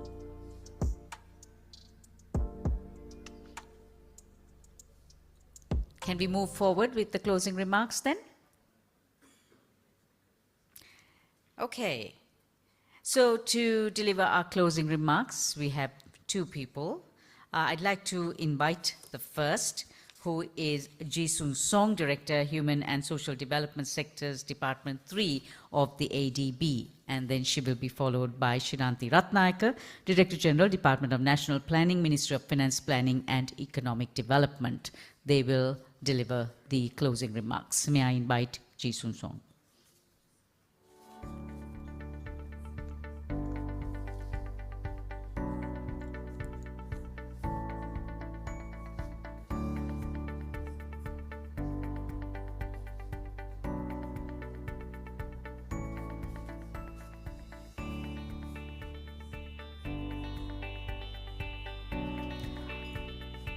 So you have a little more time to fill in your feedback form, go back over it, see if you have done everything you've got to. And the results will be shared with you.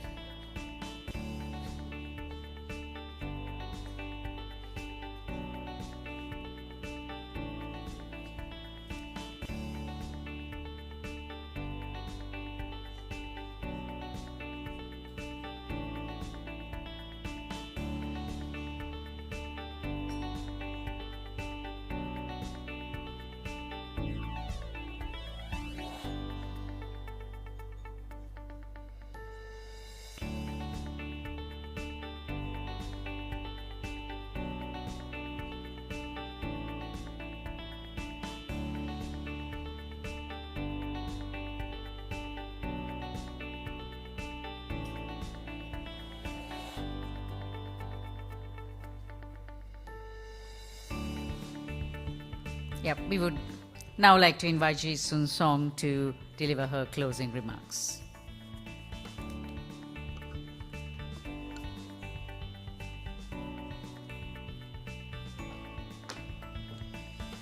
Apologies. I'm delivering these closing remarks on behalf of my Director General, Leah Gutierrez. She was, unfortunately couldn't make it for today, but instead, I have an opportunity to actually address you at the closing remarks. And then I am not going to attempt to summarize the whole kind of word of wisdom and insight and a lot of acumen shared by the policymakers and colleagues from the business and development partners and academia. But this is a great pleasure for me because I actually started working in Sri Lanka 2012. Then this was one of the projects I kind of started from the scratch. And then now I see that with a lot of effort and energy from the universities, and then with all the support, and then sometimes administrative constraint from the government, the challenges are still ahead, but there's a great achievement. And then I got the list of the what kind of innovation and the research products and the partnerships actually coming out from this project, just with the, for example, this competitive research grant, which was actually provided through the project. It was less than $3 million in the commitment or the disbursement. It actually generated a lot of very productive partnerships and then very, very interesting research outcomes. And then you actually have seen some of the showcase. So it's not really about the money, but it's really about the opportunity. And then let me also kind of contradict some of the earlier very powerful speakers were saying we need to kind of develop the DNA for innovation. I would say you already have the DNA. We have an ancient engineering wonder in Sigiriya, the best hydrologic engineering example in the prehistoric era. That was Sri Lankan.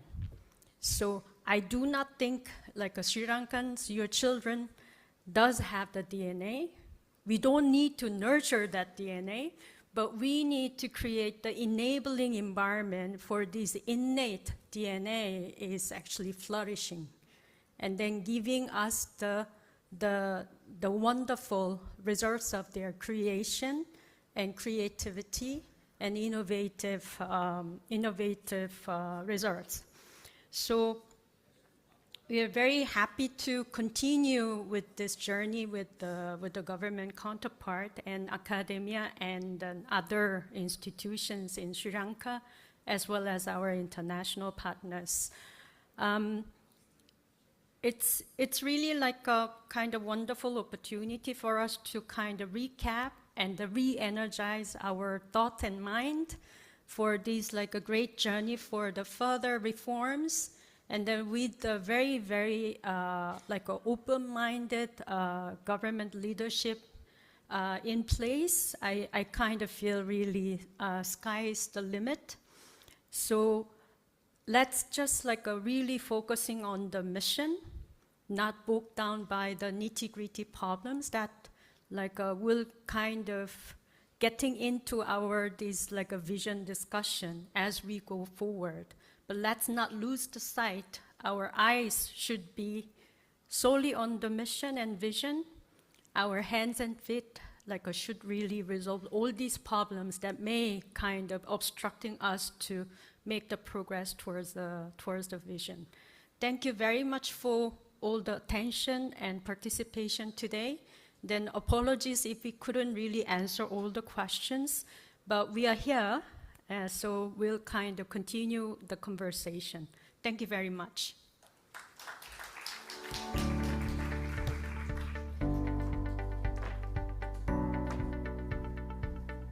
Thank you to Ms. Jean Soon Song. And now I'd like to invite Shiranti Ratnayaka, who's the Director General of the Department of National Planning, Ministry of Finance, Planning and Economic Development, to give her closing remarks.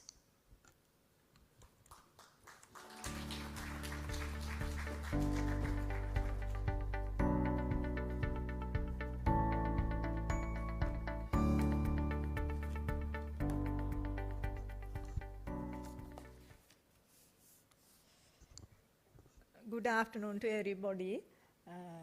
Deputy Secretary to the Treasury, Mr. Ajit Abesekara, Country Director of Asian Development Bank, Mr. Takafumi Kadano, distinguished guests, government officials, members of academia and private sector representatives, development partners, and all participants here in Colombo and joining us virtually. It is with my great honor to deliver the closing remarks for this timely and emerging Serendipity Knowledge Program dedicated to theme of innovation for economic transformation. Over the sessions, you have heard rich and diverse insight from government leaders and global experts, academias, entrepreneurs, and development partners on how innovation can shape the future of Sri Lanka's economy.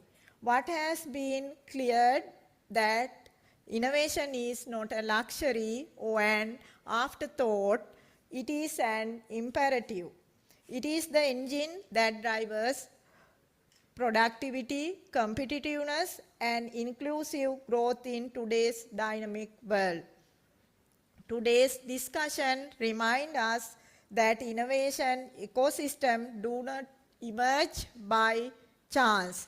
They require deliberate action, sustained investment, and strong institutions. And critically, they require partnership across government, academia, industry, and including the civil society. We explore the role of government as a catalyst and enabler, providing not only funding, but the vision, leadership, and policy coherence needed to build a thriving innovation ecosystem.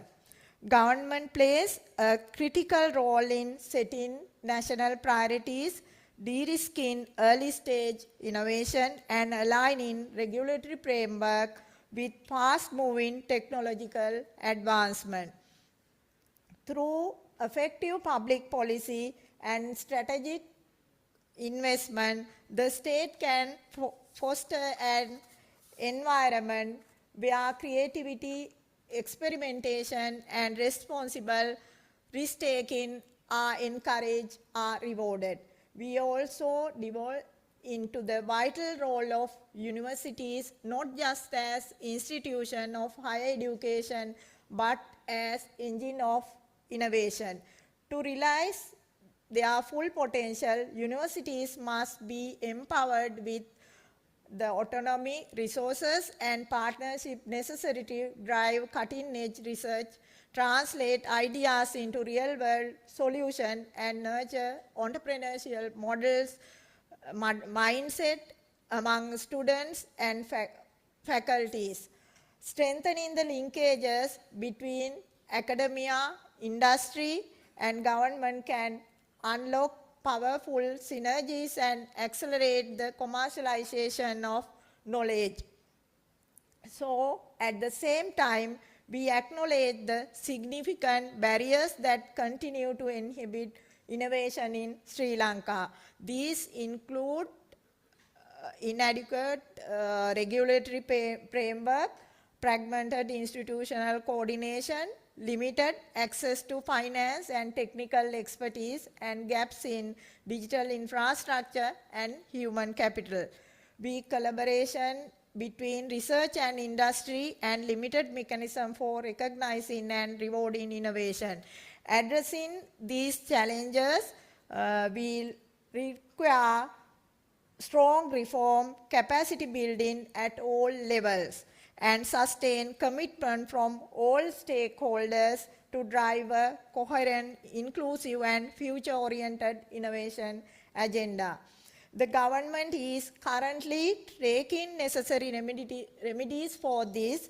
As we all know, this year budget also reflects the coming up with the Innovation Fund for research and development area, and necessary allocation also made through the budget in having identified the importance of this area.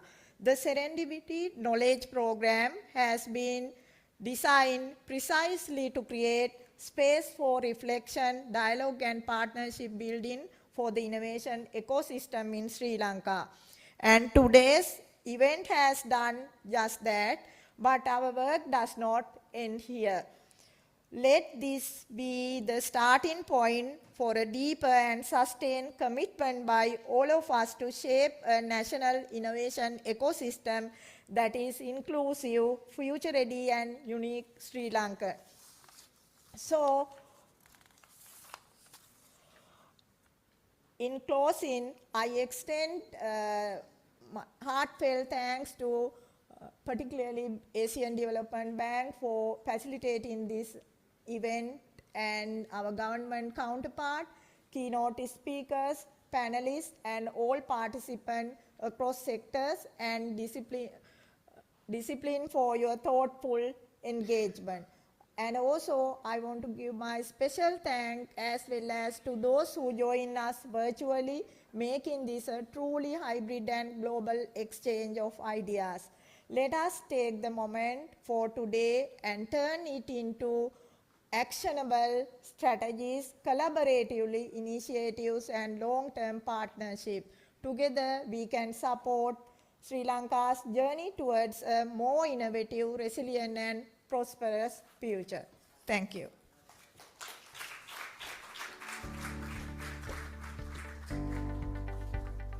As Ms. Ratnakar mentioned, the journey has just begun. The name Serendipity pays homage to Sri Lanka's historical identity, but more than that, it captures the spirit of discovery and the possibility that actually underpins this forum.